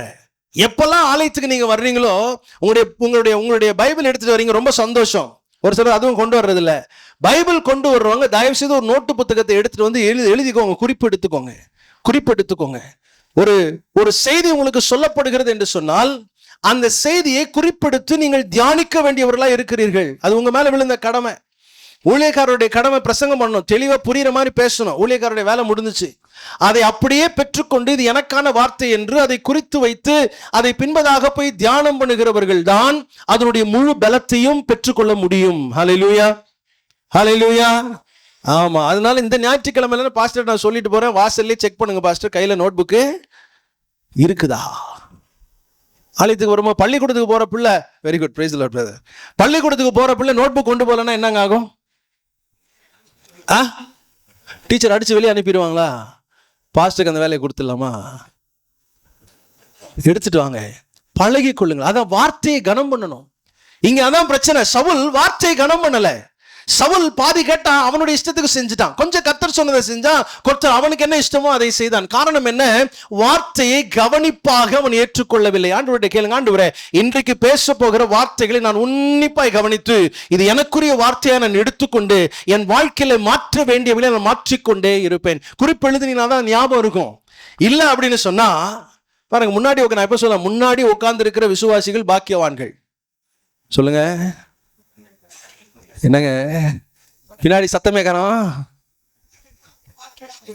ஆமா, ஏன்னா நல்ல ஆராதனை நடக்கும், இல்ல நல்ல செய்தி வரணும், செய்தி நடத்திட்டு இருப்பாங்க பாத்தீங்களா, பின்னாடி உட்கார்ந்து இருப்பாங்க பாருங்க. அப்பதான் ஒரு சகோதரி வருவாங்க. அங்க உட்கார்ந்துருக்க சகோதரி பார்ப்பாங்க, இந்த கலர் சாரி இதை நான் தேடிக்கிட்டே இருந்தேன், இது எங்க கிடைச்சிருக்கும். செய்தியை விட்டுருவாங்க. அந்த புடவை மேலேயே கண்ணு இருக்கும். அந்த சகோதரி எங்க போய் உட்கார்றாங்க, வந்து வரவேற்று கண்ணால வாங்க வெல்கம்னு சொல்லி அவங்களை கூப்பிட்டு உட்கார வரைக்கும் அதுக்குள்ள இங்க பாதி பிரசங்கம் போயிடும். கவனமா இருக்கணும். எவ்வளவு முன்னாடி வந்து உட்காரமோ முன்னாடி உட்காருங்க. ஆண்டவருடைய சமூகத்திலே காத்துங்க. சேர் பின்னாடி உட்காந்துருக்கல யாரும் தவறா எடுத்துக்கூடாது. சொல்ற காரியத்தை கருத்தை மட்டும் சரியா புரிந்து கொள்ளணும். நீங்க யாருன்னு எனக்கு தெரியவே, ஹலோ, நீங்க யாருன்னு எனக்கு தெரியவே தெரியாது. இன்னைக்கு தான் பார்க்குறேன். பாஸ்ட் நான் அவங்க அம்மா ஒரே தடவை தான் நான் பார்த்துருக்கேன். அதனால யாரையும் குறிப்பிட்டு நான் சொல்லலை. ஆனா எவ்வளவு முன்னாடி உட்கார முடியுமோ அவ்வளவு முன்னாடி உட்காருங்க. ஒருவேளை உங்க பிள்ளைகள் முன்னாடி சில காரியங்களை நடித்து காட்டுறாங்கன்னா நீங்க என்ன பண்ணுவீங்க? பெற்றோர் பின்னாடி உட்காருவீங்க. எங்க உட்காருவீங்க? முன்னாடி உட்காருங்க. அப்ப ஆண்டவருடைய வார்த்தை கேட்பதற்கும் நம்ம எவ்வளவு முன்னாடி உட்காரும். பின்னாடி உட்கார டிஸ்ட்ராக்ஷன் தான், கவனிக்க முடியாது. சவுல் தனக்கு சொல்லப்பட்ட வார்த்தையை சரியாய் கவனிக்கல, சரியாய் கீழ்ப்படியல, பகுதி கீழ்ப்படிந்தார். கர்த்தர் ஒரே வார்த்தை சொல்லிட்டாரு, இவனை ராஜா வாக்குனது எனக்கு வெசனமா இருக்குது. உங்களையும் என்னையும் கர்த்தர் ராஜாக்களை ஆசாரியர்களை மாற்றியிருக்க. சொல்லுங்க, நான் ராஜாவும் ஆசாரியனுமாய் இருக்கிறேன். சத்தமா சொல்லுங்க, நான் ராஜாவும் ஆசாரியனுமாய் இருக்கிறேன். நாம என்னவா இருக்கிறோம்? ராஜாவும். ஆமா, எப்படிங்க ராஜா? கர்த்தருடைய ஆளுகையை பூமியிலே கொண்டு வருகிறவர்கள் நீங்களும் நானும் தான். ஆமென். கர்த்தருடைய ஆளுகையை பூமியிலே கொண்டு வருவதற்கு கர்த்தர் பயன்படுத்துகிற பாத்திரங்கள் ராஜாக்கள் நீங்களும் நானும் தான். எப்படி ஆசாரியன் தெரியுமா? இந்த மக்களுக்காக தேவனிடத்துல விண்ணப்பம் பண்ணுகிறதுனா நம்ம ஆசாரியர்களாக இருக்கிறோம். இது ரெண்டு வித்தியாசம் நமக்கு தெரியும். ராஜா ஆசாரியன். ராஜா ஆசாரியன், ராஜானா யாருங்க? தேவனுடைய ஆளுகையை பூமியிலே கொண்டு வர்றது. பிசாசு பிடிச்சு ஒருத்தர் ஆடிட்டு இருக்கிறாங்க, நான் ஆண்டவருடைய ராஜ்யம் அங்கே வருகிறது, நீ போ அப்படின்னா அது போயிருது. அதான் தேவனுடைய ஆளுகை பூமியிலே கொண்டு வருவது. ஆசாரியன் என்று சொன்னால் கர்த்தர் அந்த ஜனங்களுக்காக தேவனிடத்திலே விண்ணப்பம் பண்ணி தேவனுடைய சித்தத்தை வெளிப்படுத்துகிறது தான் ஆசாரியனுடைய வேலை. அப்ப நீங்களும் நானும் என்னவா இருக்கிறோம்? ராஜாக்களும் ஆசனமா. எவ்வளவு கவனமா வசனத்தை நம்ம கேட்கணும்ன்றது முக்கியமா இருக்கு. சவுல் இரண்டாவது செய்த காரியம் என்ன? பகுதி கீழ்ப்படிந்த நிமித்தமாக சவுல் தன்னுடைய ராஜ்ய பாரத்தை இழந்து போயிட்டான். கர்த்தர் சொல்லிட்டாரு, இவனை ராஜாவாக்குனது எனக்கு வெசனமாயிருச்சு. இன்னைக்கு நீங்களே உங்களை யோசித்து பாருங்க, உங்களை ஆண்டவருடைய பிள்ளையாய் கர்த்தர் ஏற்றுக்கொண்டது அவருக்கு விசனமா இருக்கிறதா அல்ல சந்தோஷமா இருக்குதா? யோசித்து பாருங்க. டக்குன்னு சொல்லிடலாம், சந்தோஷமா தான் இருக்கிறாரு ஆண்டவர் அப்படின்னு. யோசித்து பார்க்கணும். அவர் எப்படி சந்தோஷப்படுத்த முடியும்? அவர் சொல்லுகிறதையெல்லாம் நான் கேட்டு அவர் சொல்லுகிறபடி நான் செய்யும் பொழுதுதான் அவர் என்ன பண்ண முடியும்? சந்தோஷப்படுத்த முடியல. சந்தோஷப்படுத்த முடியாதுல்ல. நீங்க ஆண்டவர்கிட்ட சொல்லுங்க, ஆண்டவர் நீங்க என்ன சொல்றீங்களோ அதை அப்படியே செய்து முடிக்க என்னை நான் அர்ப்பணிக்கிறேன். ஹல்லேலூயா. என்ன சொல்றீங்களோ ஆண்டவர், எனக்கு பிடிக்கலனாலும் பரவாயில்ல. ஆண்டவர் பேசுவார், ஆராதனையில பேசுவார், செய்தியில பேசுவார். ஆண்டவர் சொல்லுவாரு, உன் சகோதரன் உன் பேர்ல குறை இருக்குது, போய் சரி பண்ணிட்டு வான்னு. நல்லா கேட்போம், ஸ்தோத்திரம் ஆண்டவரே, அற்புதமான வார்த்தை ஆண்டவரே. ஆனா அவர்கிட்ட போய் பேசுறது எனக்கு முடியாது ஆண்டவரே. அப்போ பகுதி கீழ்ப்படிதல் பிரயோஜனம் இல்லை. எனக்கு பிடித்தாலும் பிடிக்காவிட்டாலும் ஆண்டவருடைய வார்த்தை அப்படியே கீழ்ப்படியவரனா இருக்கும் பொழுதுதான் கர்த்தர் என் மேல் நேசமா இருப்பார், கர்த்தர் என் மேல் பிரியமா இருப்பார். அப்பதான் கர்த்தர் நம்மை ராஜாக்களும் ஆசாரியனும் ஆக்கினதை குறித்து கர்த்தர் சந்தோஷப்படுவார். ஹல்லேலூயா, ஹல்லேலூயா. எத்தனை பேருக்கு இந்த பாடல் தெரியும் தெரியல? நானும் என் வீட்டாருமோ வென்றால், சத்தமா சொல்லுங்க, நானும் என் வீட்டாருமோ வென்றால், திரும்ப சொல்லுங்க சத்தமா, நானும் என் வீட்டாருமோ வென்றால் கர்த்தரையே சேவிப்போம். சொல்லுங்க, நானும் என் வீட்டாருமோ வென்றால் கர்த்தரையே சேவிப்போம். அழகான வார்த்தைகள் வருகிறது. நன்மையான ஈவுகளை தேவாதி தேவன் தந்தார், கீழ்ப்படிந்தே அவர் சத்தம் கேட்டு சாட்சியாய் ஜீவிப்பாயா. நீங்க ஒரு தீர்மானம் எடுங்க, ஆண்டவரே நீங்க பேசுற வார்த்தைகளை அப்படியே ஏற்றுக்கொண்டு நான் கீழ்ப்படியே என்னை அர்ப்பணிக்கிறேன். கண்களை மூடி கரங்களை உயர்ச்சி அப்பாட்ட சொல்லுங்க, ஒரு அர்ப்பணிப்போடு. ஹல்லேலூயா. நானும் என் வீட்டாருமோ என்றால் கர்த்தரையே சேவிப்போம். சேவிப்பாயா, நீயும் சேவிப்பாயா. கரங்களை உயர்த்தி சொல்லுங்க.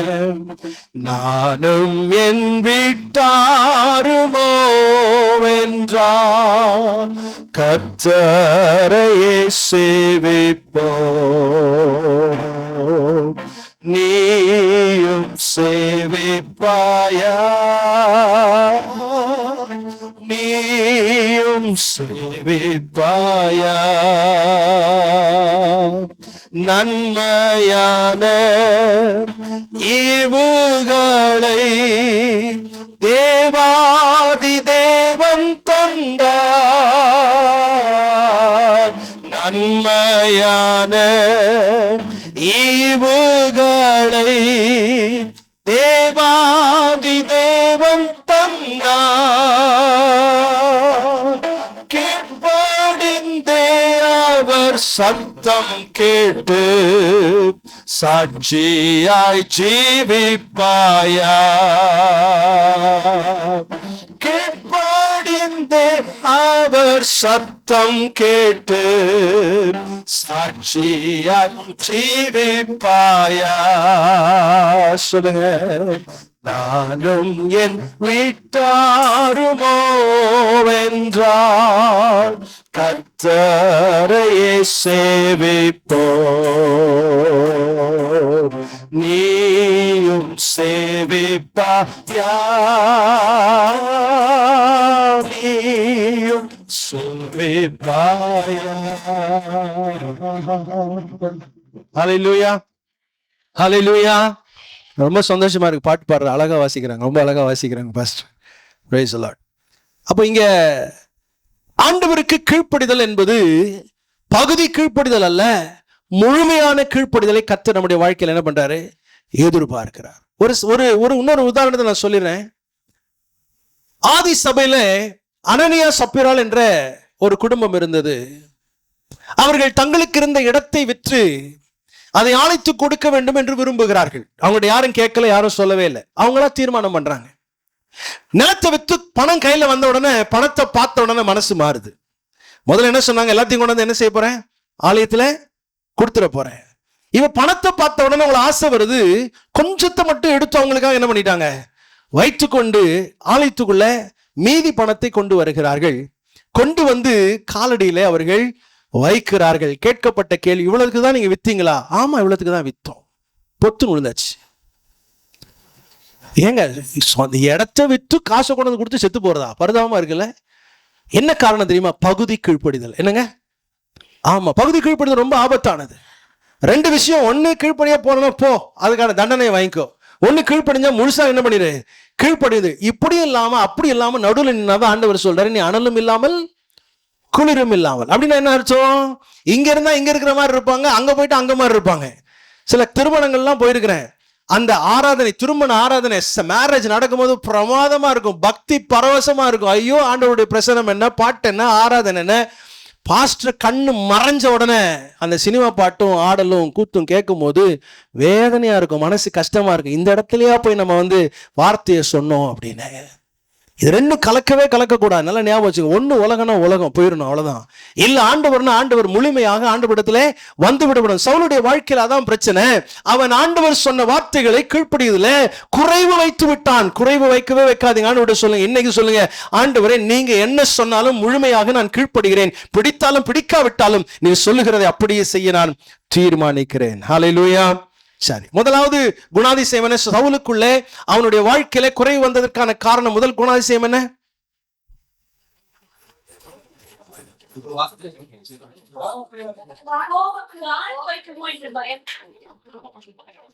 கர்த்தாவே என்னை ரட்சியும். முதல் குணாதிசயம் என்னங்க?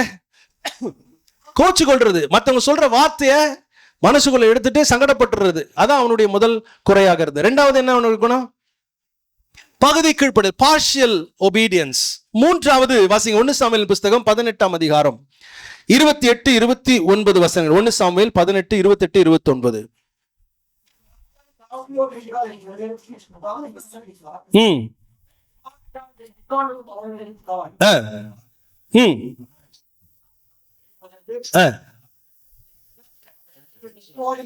ரைட்.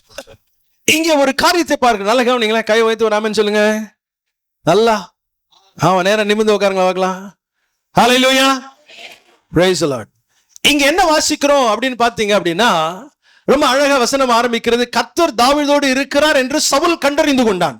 சவுல் பார்க்கிறான், கர்த்தர் உங்களோட கூட இருந்தா பார்த்தாலே தெரியும். அதான் இங்க சொல்றாரு, சவுல் கர்த்தர் தாவீதோடு கூட இருக்கிறார் என்று சவுல் கண்டறிந்தான். பார்த்த பிறகும் அவன் துணிச்சலாக தாவீதுக்கு விரோதமாக எழும்புகிறான். இதுல நாம் கற்றுக்கொள்ளுகிற ஒரு காரியம் என்ன? நமக்குள்ள இருக்கிற அபிஷேகத்தை கனம் பண்ண கற்றுக்கொள்ள வேண்டும். சொல்லுங்க, நான் எனக்குள்ள இருக்கிற, சத்தமா சொல்லுங்க, எனக்குள்ள இருக்கிற அபிஷேகத்தை கனம் பண்ண வேண்டும். ஒண்ணு, நான் எனக்குள்ள இருக்கிற அபிஷேகத்தை கனம் பண்ணணும். ரெண்டாவது, என்னோடு கூட இருக்கிற மற்றவர்களுக்குள்ள இருக்கிற அபிஷேகத்தை நான் கனம் பண்ண வேண்டும். சவுல் பார்க்கிறான், தாவீதோடு கர்த்தர் இருக்கிறார், கர்த்தருடைய பிரசன்னம் இருக்கிறது என்று சவுல் அறிந்தும் கூட தாவீதை கொல்லுவதற்கு அவன் முற்படுகிறான். இன்னைக்கு பாருங்க, நான் சொல்லுவேன், வெளியே நம்ம சந்திக்கிற பிரச்சனைலாம் ரொம்ப சாதாரணமாக சமாளிச்சிடலாம். உள்ள வர்ற பிரச்சனை தான் சமாளிக்கிறது பெரிய கஷ்டமா இருக்குது. துணிச்சலா தைரியமா கூட அபிஷேகம் பெற்ற உடன் இருக்கிறவர்களுக்கு விரோதமாய் பேசுகிறதை பயமில்லாமல் பேசுறாங்க. சமூக வலைத்தளங்களை நீங்க போய் பாருங்க, வேற எந்த மதத்திலும் அப்படிப்பட்ட விமர்சனங்களை வைக்க மாட்டாங்க. பார்த்துருக்கீங்களா? வேற யாராவது அப்படி பேசுறாங்களா? பார்த்துருக்கீங்களா? மரியாதை குறைவா ஒரு மணி நேரம் செய்தியிலிருந்து ஒரு நிமிஷத்தை வெட்டி எடுத்து இப்படி பேசுறாங்க பாருங்கன்னு ஏளனம் பண்ணி அதை கேலி பண்ணி அதை பார்க்குறவங்க யாரு நினைக்கிறீங்க? விசுவாசிகள் நல்லா போட்டிருக்காங்கல்ல, சினிமாவோட கனெக்ட் பண்ணி. நான் தான் யோசிக்கிறேன், பைபிள் தெரியுதோ இல்லையோ சினிமா நல்லா தெரியுது. ஏன்னா எந்த சினிமால எந்த டயலாக்னு தெரிஞ்சுதான் கரெக்டாக கொண்டாந்து இதில் சேர்த்து வைக்கிறான். எவ்வளோ சினிமா பார்த்துருப்பான் அவன், எவ்வளோ சினிமா பார்த்துருந்தா அந்த டயலாக் இந்த டயலாகோட கனெக்ட் ஆகுதுன்னு அவன் யோசிக்கிறான் பாருங்க. அதையெல்லாம் பார்த்து உங்களை தீட்டுப்படுத்தி கொள்ளாதீங்க. தேவன் அவருடைய அபிஷேகத்தை கனம் பண்ணுகிறவராக இருக்கிறார், கனம் பண்றார். சவுல் அதுலதான் மிஸ் பண்ணிட்டான். தாவீதோடு கர்த்தர் இருக்கிறார் என்று சவுல் கண்டான். பார்க்கும் போதே தெரியுது இவன் கூட யார் இருக்கிற? கர்த்தர் இருக்கிறார். அன்னைக்கு தாவீதோடு கர்த்தர் இருந்தார். இன்னைக்கு பரிசுத்த ஆவியானவர் நமக்குள்ளே இருக்கிறார், எனக்குள்ளே வாசமாய் இருக்கிறார். ஹல்லேலூயா. எனக்குள்ளே கர்த்தர் வாசமா இருக்கிறார், உங்களுக்குள்ளே கர்த்தர் வாசமா இருக்கிற. உங்களுக்குள்ள இருக்கிற அபிஷேகத்தை நான் கனம் பண்ண கற்றுக்கொள்ளணும், எனக்குள்ள அபிஷேகத்தை நீங்க கனம் பண்ணணும். அதை கனம் பண்ணாமல் இருக்கும் பொழுது என்னை அல்ல, எனக்குள்ள இருக்கிற அபிஷேகத்தை கனவீனம் பண்ணுகிறீர்கள். ஹல்லேலூயா. ஒரு நாளும் அப்படிப்பட்ட காரியங்களை செய்யக்கூடாது. அதான் இங்க நடக்குது. தாவீதோடு கர்த்தர் இருக்கிறார், பார்த்தாலே தெரியுது கர்த்தர் அவனோடு கூட இருக்கிறார். ஆனால் சவுல் துணிகரமாக தாவீதுக்கு விரோதமாய் தன்னுடைய கரத்தை உயர்த்துகிறார். ஆனால் சவுலுடைய வாழ்க்கை கொஞ்சம் கொஞ்சமா மெலிந்து போனதற்கு, அவனுடைய வாழ்க்கை கொஞ்சம் கொஞ்சமா இல்லாம போனதற்கு காரணம் என்ன? அவன் அபிஷேகத்தை கனம் பண்ண தெரியாதவனை அவன் மாறி போய்விட்டான். இன்னைக்கு இன்னொரு விஷயம் சொல்ற பாருங்க, எனக்குள்ளே கர்த்தருடைய ஆவியானவர் இருக்கிறார். இந்த சரீரத்தை அவருடைய ஆலயமாய் கர்த்தர் மாற்றி இருக்கிறார். ஆகையால் இந்த சரீரம் கரைபடாமல் காத்துக்கொள்ள வேண்டிய பொறுப்பு என்னுடைய பொறுப்பாக இருக்கிறது. ஹல்லேலூயா. ஆலயத்தில் உட்காந்து வசனத்தையும் நான் கேட்பேன், வீட்டில் உட்காந்து சீரியலையும் நான் பார்ப்பேன், ஆலயத்தில் உட்காந்து வாய் திறந்து நல்லா ஸ்தோத்திரம் பண்ணி ஆராதனை பண்ணுவேன். ஆனால் வெளியே போய் சண்டை போட்டால் நான் கெட்ட வார்த்தை பேசுவேன் அப்படின்னு சொன்னா நீங்க உங்களுக்குள்ள இருக்கிற அபிஷேகத்தை நீங்க கனவீனம் பண்ணுகிறீர்கள். எனக்குள்ள எவ்வளவு பெரிய அபிஷேகம் இருக்கிறது. உலகத்தில் இருப்பவனை காட்டிலும் எனக்குள்ள இருக்கிறவர் பெரியவர். அப்ப நான் எப்படிப்பட்ட ஒரு வாழ்க்கை நான் வாழணும், என் பேச்சு எப்படி இருக்கணும், பார்வை எப்படி இருக்கணும், செயல் எப்படி இருக்கணும், யோசித்து பாருங்களேன், தீர்மானம் பண்ணுங்க. இன்னைக்கு ஆண்டவரே சொல்லுங்க, ஆண்டவரே எனக்குள்ளே கர்த்தர் கொடுத்திருக்கிற அபிஷேகத்தை முதல்ல நான் கனம் பண்ணணும். ஹல்லேலூயா. இதை நான் கற்றுக்கணும். ரெண்டாவது, என்னோடு கூட இருக்கிற சக விசுவாசிகளுக்குள்ள இருக்கிற அந்த அபிஷேகத்தை நான் கனம் பண்ணணும். துச்சமா பேசக்கூடாது, குறை பேசக்கூடாது, குற்றம் பண்ணி பேசக்கூடாது. ஏன் என்று சொன்னால் அவர்களும் என்னை போல தேவனுடைய பிள்ளைகளாய் இருக்கிறார்கள். ஹல்லேலூயா. அவன் எவ்வளவு பெரிய பாக்கியவான்கள் தெரியுமா? எவ்வளவு பெரிய பாக்கியவான்கள் தெரியுமா? இந்த வேத புத்தகத்தினுடைய முழு சரித்திரம் ஆதாம் துவங்கி இப்ப வரைக்கும் இந்த காலகட்டங்களிலே வாழ்ந்த எல்லா மனிதர்களை காட்டிலும் தாவீது உட்பட நீங்களும் நானும் அவர்களை காட்டிலும் விசேஷமானவர்கள். ஹல்லேலூயா. நல்ல கைவதி சத்தமா சொல்லுங்க ஆமென். ஹல்லேலூயா. தாவீது கூட இல்லைங்க இந்த அனுபவம், சவுலுக்கு இல்லை இந்த அனுபவம், ஆபிரகாமுக்கு இல்லை இந்த அனுபவம். இயேசு கிறிஸ்து என்றைக்கு பாவத்தை பரிகரித்தாரோ அன்றைக்கு தான் பரிசுத்த ஆகிய தேவன் நமக்குள்ளே வந்து வாசம் பண்ணுவதற்கு வாசலை திறந்து விட்டு இருக்கிறார். இப்பொழுது தேவாதி தேவன், ராஜாதி ராஜன், சர்வ வல்லமை உள்ள தேவன் எனக்குள்ளே வந்து எனக்குள்ளே வாசமாயிருக்கிறார். ஹல்லேலூயா. அப்ப அந்த அபிஷேகத்தை கனம் பண்ணுகிறவனாய் நான் இருக்க வேண்டும். பெருசா நினைக்கிறோம், எவ்வளவு பெரிய பாக்கியவான் தெரியுமா, எவ்வளவு பெரிய ஆள் தெரியுமா, சார் இந்த உலகத்தின் காரியங்களுக்கு இனி எனக்கு என்ன கிடையாது, சம்பந்தமே கிடையாது. ஆனா தாவீது எவ்வளவு கவனமா இருக்காரு பாருங்க. வாசிங்க 1 சாமுவேலின் புஸ்தகம் 24ஆம் அதிகாரம் 4-7 வசனங்களை வாசிங்க. 1 சாமுவேல் 24ஆம் அதிகாரம் 4-. அப்பொழுது தாவீதின் மனுஷர்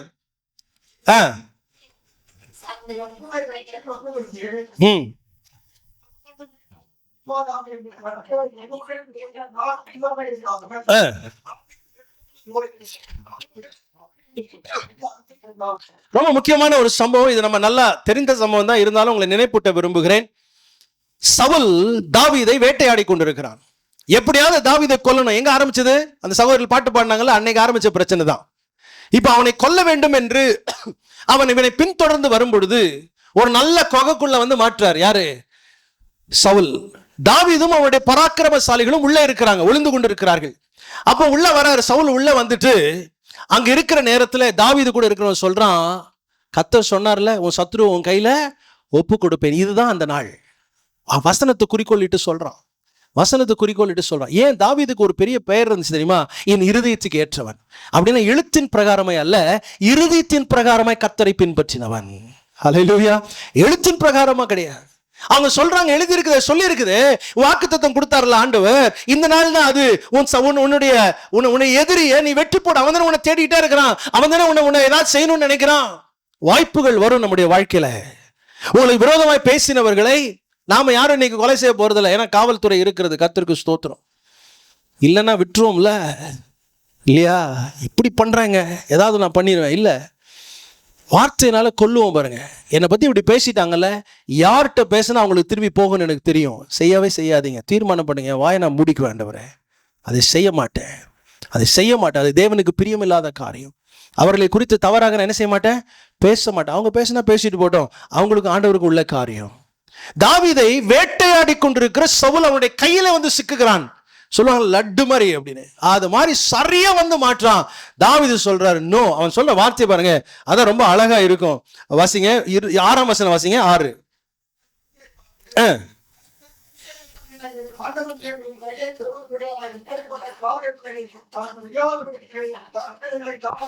ரொம்ப அழகா சொல்றாரு பாருங்களேன்.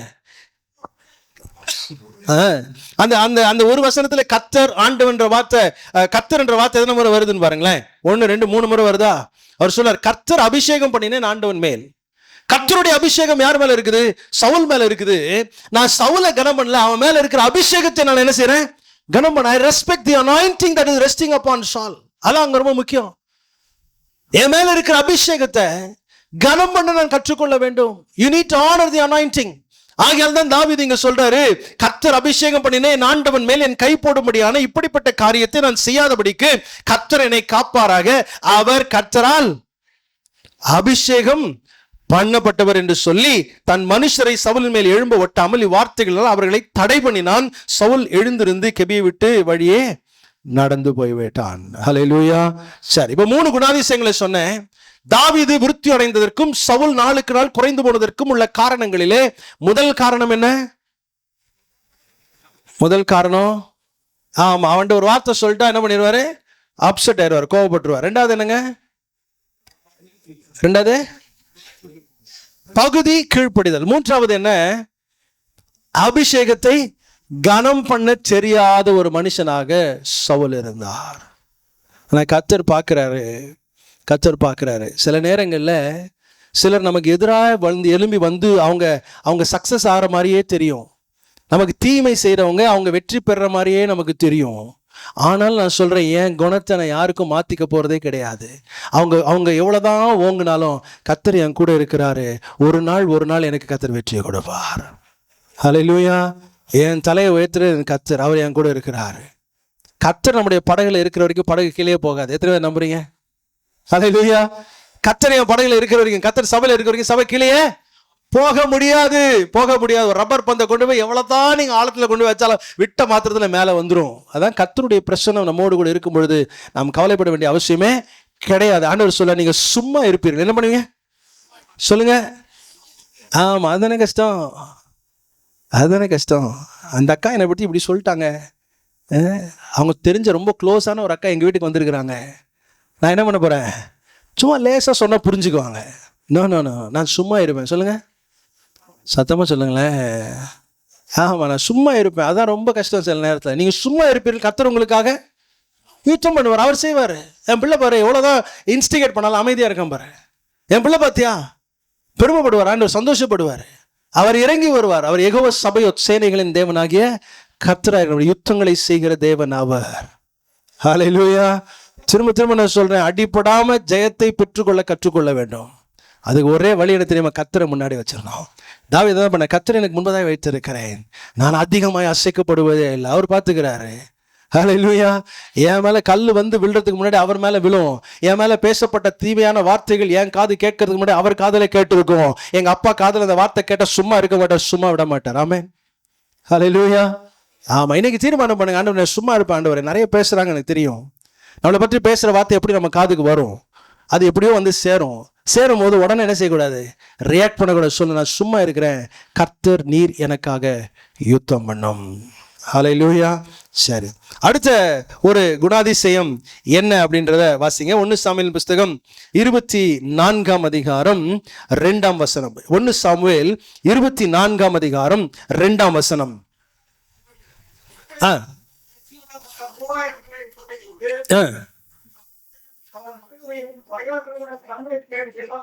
இப்ப பாருங்க, தேவன் சவுலை எதற்காக ராஜாவாக்கினார்? எதற்காக ராஜாவாக்கினார்? இஸ்ரவேல் ஜனங்களை நடத்துவதற்கு, இஸ்ரவேல் ஜனங்களை சரியாய் வழி நடத்துவதற்காக தான் கர்த்தர் சவுலை இஸ்ரவேலுக்கு மேல என்ன வாக்கினாரு? ராஜாவாக்கினார். அந்த நோக்கத்தை சவுல் மறந்துவிட்டு இப்ப அவன் வாழ்க்கையின் நோக்கமே என்ன தெரியுமா? தாவீதை கொல்லணும். அதான் வாழ்க்கையின் நோக்கம். உங்களை என்னையும், ஒருவேளை எத்தனை தலைமுறைகளா விசுவாசிகள் இருக்கான்னு எனக்கு தெரியாது, நீங்க இருக்கீங்கன்னு எனக்கு தெரியாது. ஆனா நம்மளை கர்த்தர் தெரிந்து கொண்டு, நான் சொல்லுவேன், என்னை விட நல்லவங்க நிறைய பேர் இருக்காங்க, என்னோட படிச்சவங்க நிறைய பேர் இருக்காங்க, என்னோட ரொம்ப நல்லவங்க வெளியே நிறைய பேர் இருக்காங்க. ஆனா கர்த்தர் என்ன தெரிஞ்சுக்கிட்டாரு, என்ன தெரிஞ்சு எனக்காக ரத்தம் சிந்தி என் பாவத்தை மன்னித்து என்னை அவருடைய பிள்ளையாக்கி பரிசுத்த ஆவியானவரை எனக்கு கொடுத்து அவருடைய மனவாட்டியாகிய சபையிலே கர்த்தர் என்னை வைத்திருக்கிறார். அதற்கு ஒரு நோக்கம் உண்டு. சத்தமா சொல்லுங்களா? ஆமென். ஹல்லேலூயா. சபையில வந்து இருக்கிறது எனக்கு ஒரு நோக்கம் இருக்கிறது. சும்மா வந்து உட்காந்துட்டு போறது கிடையாது. என்னுடைய நோக்கம் இங்க உள்ள வந்து கற்றுக்கொண்டு நான் கற்றுக்கொண்டதை மற்றவர்களுக்கு சொல்லி மற்றவர்களும் ஆண்டவருக்குள்ளே, இந்த ரட்சிப்புக்குள்ளே, இந்த சமாதானத்துக்குள்ளே நடத்துவதற்காகவே கர்த்தர் என்னை அழைத்திருக்கிறார். ஆமென். ஹல்லேலூயா. சில பேர் கவனிப்பீங்களா, நான் இப்படி சொல்லுவேன், ஒரு கல்லூரிக்குள்ளே ஏன் பிள்ளைகள் போகிறார்கள்? எதுக்கு போறாங்க? படிக்கிறதுக்காக போறாங்க. எத்தனை வருஷம் படிப்பு? 3 வருஷம் இல்ல 5 வருஷம் இல்ல 7 வருஷம், இதான் படிப்பு மொத்தத்துல பொதுவாகவே. ஆனா ஒரு பிள்ளை ஃபெயில் ஆகுதுன்னு வைங்களேன், அது ஃபெயில் ஆகி 2வது வருஷத்துல 3 வருஷம் படிக்குதுன்னு வைங்க, அது என்ன செய்யும் நினைக்கிறீங்க? புதுசா வர்றதை கெடுத்துட்டு உட்காந்துருக்கும். இதுவும் முன்னாடி போகாது, உள்ள வர்றது என்ன செய்யும்?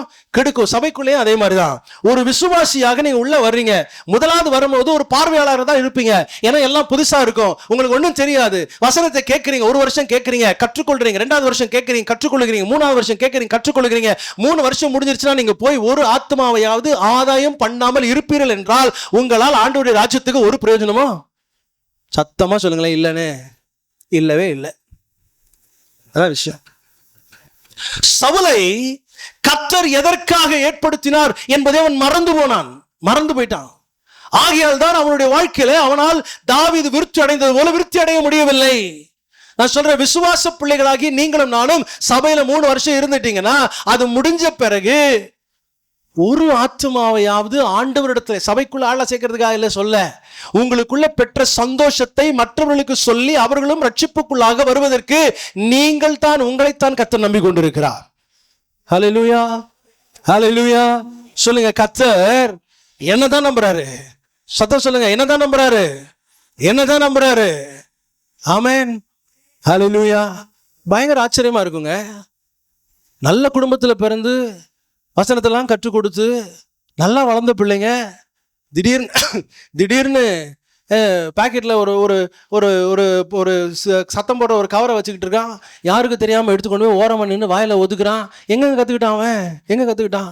கூட படிக்கிறவன் ஒருத்தன் அவனை என்ன செஞ்சுட்டான்? இந்த பழக்கத்துக்குள்ளே ஆக்கி விட்டான். ஆனால் கூடவே இருக்கிற விசுவாச பிள்ளை என்ன பண்ணுது?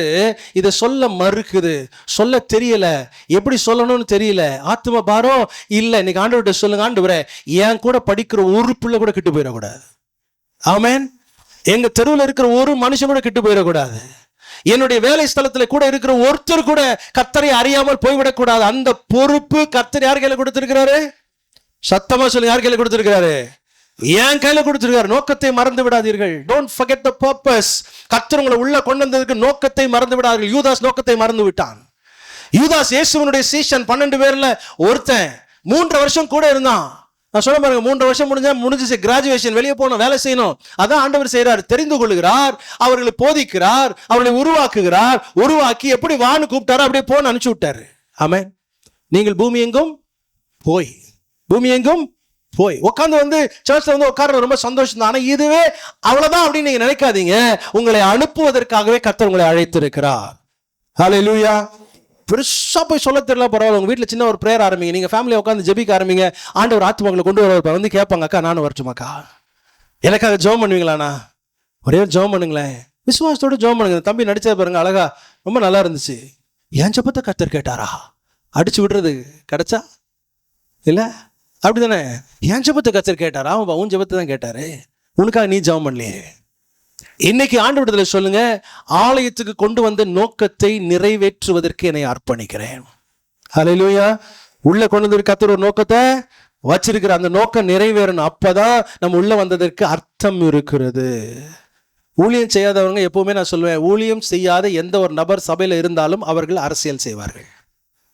எழுதி வச்சுக்கோங்க, அதெல்லாம் பொன்னான வார்த்தைகள்.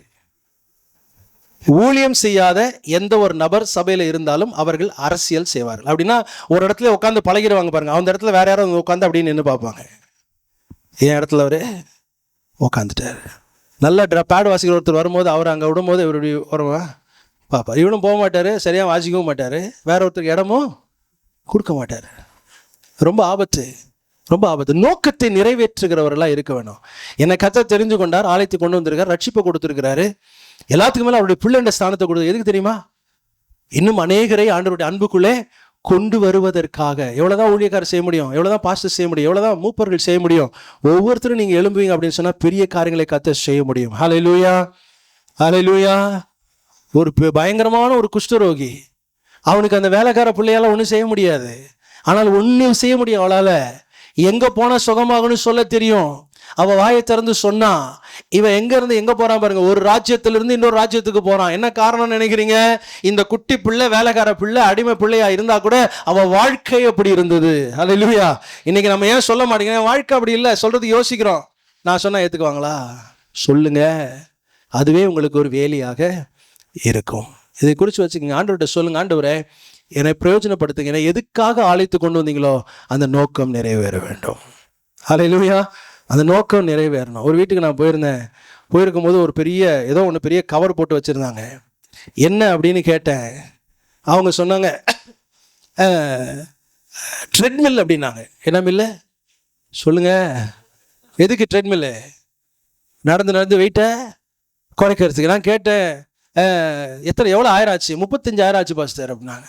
ரொம்ப சந்தோஷம். ஏன் மூடியே வச்சிருக்கிறீங்க? கொஞ்சம் தரங்களையும் பார்க்கலான்னு திறந்தா அதில் மேலெல்லாம் துணி தொங்குது. மேலே என்ன இருக்குது? துணி. 10 ரூபா கயிறு போதும் தானே இதுக்கு? 35,000 மெஷினை வாங்கி அதில் என்ன தொங்குது? துணி தொங்குது. நீங்க நிறைய விசுவாசிகள் அப்படி தான் இருக்கிறாங்க. விலையேற பெற்றவர்களாய் இருந்தாலும் பிரயோஜனப்படாதவர்களாய் அழகு பொருட்களாக அவர் இருந்து கொண்டு இருக்கிறார்கள். ஆலயத்துக்கு அழகாம வருவாங்க, அப்படியே போயிடுவாங்க. வாரம் முழுசு எந்த பிரேயருக்கும் வரமாட்டாங்க. உபவாச ஜபம் வைங்க, வரமாட்டாங்க. இரவு ஜபம் வைங்க, வரமாட்டாங்க. ஞாயிற்றுக்கிழமை மட்டும் வந்து கரெக்டாக அட்டண்டன்ஸ் போட்டு பிரைஸ் எல்லாம் நல்லா இருக்கீங்கன்னா நல்லா இருக்கு, அதோட சரி அடுத்த ஞாயிற்றுக்கிழமை பார்க்கலாம், பை பை குட் பை. ஒன்றும் பண்ண முடியாது, ஒன்றுமே பண்ண முடியாது, ஒரு பிரயோஜனமும் கிடையாது. இன்னைக்கு தீர்மானம் பண்ணுங்க, எப்பெல்லாம் சபை கூடுதோ அப்பெல்லாம் நான் இருப்பேன். ஆமேன். யாரெல்லாம் ஆமேன்னு சொல்லுவீங்க? சத்தமா? உங்க ஆமேன் நான் கேட்கல, அவர் கேட்டாரு. எப்பெல்லாம் சபை கூடுதோ அப்பெல்லாம் நான் இருக்கணும்.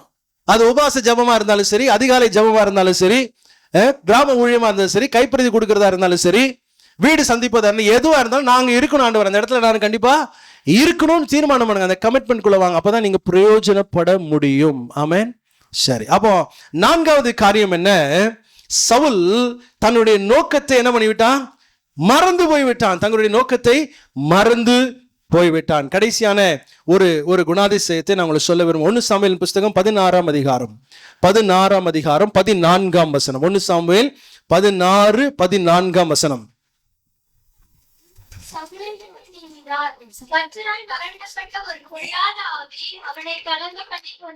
இப்ப 5வது குணாதிசயம் என்ன? தனக்கு கொடுக்கப்பட்ட அபிஷேகத்தை அவன் அசட்டை பண்ணனதுனால ஆவியானவர் அவனை விட்டு விலகி போய்விட்டார். அவனை விட்டு என்ன செஞ்சிட்டாரு? விலகி போயிட்டார். நான் சொல்ல, அவர் விலகி போனது ஒரு பெரிய பாதிப்பு. ஆனா அதை விட பெரிய பாதிப்பு என்னன்னா அடுத்த வசனத்தில் இருக்க பாருங்க. அப்பொழுது சாமுவேல் தைல கொம்பை எடுத்து அவன் சகோதரன் நடுவிலே அபிஷேகம் பண்ணினான். 16:13. அந்நாள் முதல் கொண்டு கர்த்தருடைய ஆவியானவர் தாவீதின் மேல் வந்து இறங்கி இருந்தார். சாமுவேல் எழுந்து ராமாவுக்கு போய்விட்டார். ஒருவரிடத்திலிருந்து கர்த்தர் விலகி விடுகிறார், இன்னொருவரோடு கர்த்தர் இணைந்து கொள்ளுகிறார். ஒன்னு ஞாபகம் வச்சுக்கோங்க, ஆண்டவருக்கு வழியே இல்லாம நம்மளை கொண்டு வரல, நம்மளை நம்பி கொண்டு வந்திருக்கிறார். எதை வேற ஆமேன் சொல்லுவீங்க? ஆமேன். வேற வழியே இல்லைங்க, என்னத்தான் ஆண்டவர் நம்பி ஆகணும் அப்படிலாம் கிடையாது. யூதாஸ் ஆண்டவர் தெரிந்து கொண்டார், கூடவே வச்சிருந்தாரு, பணப்பையெல்லாம் கூட கையில கொடுத்து வச்சிருந்தாரு. ஆனா யூதாஸ் என்ன செய்யல? நம்பிக்கைக்கு பாத்திரமானாய் நடந்து கொள்ளவில்லை. கர்த்தர் உட்கார்ந்து அழுதுகிட்டு, ஐயோ யூதாஸ் போயிட்டானே, இனி 12-11 ஆயிரமே, இல்ல 12வது வேற ஒருத்தர் வந்துட்டான், முடிஞ்சிச்சு கதை. இனி யூதாஸ் நினைச்சாலும் உள்ள என்ன செய்ய முடியாது, வர முடியாது. அவனுடைய காலங்கள்லாம் மாறி போய்விட்டது. அப்போ 5வது காரியம், சவுல் தன்னுடைய ஸ்தானத்தை இழந்ததற்கு காரணம் என்ன? அவனுக்குள்ள இருந்த பரிசுத்த ஆவியானவரை அவன் பெரிதாய் நினைத்து காத்துக்கொள்ள, அவருக்கு பிரியமாய் நடக்க அவன் மறுத்து விட்டான். அதை விட்டதுனால ஆவியானவர் அவனை விட்டு என்ன செஞ்சிட்டாரா? விலகி போய்விட்டார். விலகி போனது ஒரு பாதிப்பு. ஆனால் தாவீதின் மேல் அவர் இறங்கினார், தாவீதை ஆசீர்வதித்தார். இப்போ சொல்லுங்களேன், ஏன் தாவீது நாளுக்கு நாள் விருத்தி அடைந்தார்? நாளுக்கு நாள் என்ன செஞ்சான்? விருத்தி அடைந்தான். ஆண்டவருடைய பிரசன்னம் அவன் கூட இருக்குதே, அவன் நாளுக்கு நாள் என்ன ஆயிட்டே இருப்பான்? அவன் விருத்தி அடைந்து கொண்டே இருப்பான். நான் சொல்ல, இன்னைக்கு இந்த வார்த்தை அப்படியே நீங்க ஏற்றுக்கொள்ளுங்கள். 26ஆம் ஆண்டுக்குள்ள நீங்கள் காலெடுத்து வைத்திருக்கீங்க நம்புறேன். இந்த 26ஆம் ஆண்டுல கர்த்தர் சபைக்கு சொல்றது, இந்த சபை நாளுக்கு நாள் விருத்தி அடையும். ஹல்லேலூயா. கர்த்தர் இங்கே இருக்கிறார் என்பதை நீங்களும் பார்ப்பீர்கள், சுற்றிலும் இருக்கிறவர்களும் அதை பார்க்கும்படி கர்த்தர் கிருபை செய்வார். ஹல்லேலூயா. கர்த்தர் பொய் சொல்ல மனிதன் அல்ல, மனமாற மனுபுத்திரனும் அல்ல, அவர் சொல்லியும் செய்யாதிருப்பாரோ. ஹல்லேலூயா, ஹல்லேலூயா. கண்களை மூடுவோம், ஆண்டவருடைய சமூகத்துல கண்களை மூடுவோம். இன்னைக்கு ஆண்டவருடைய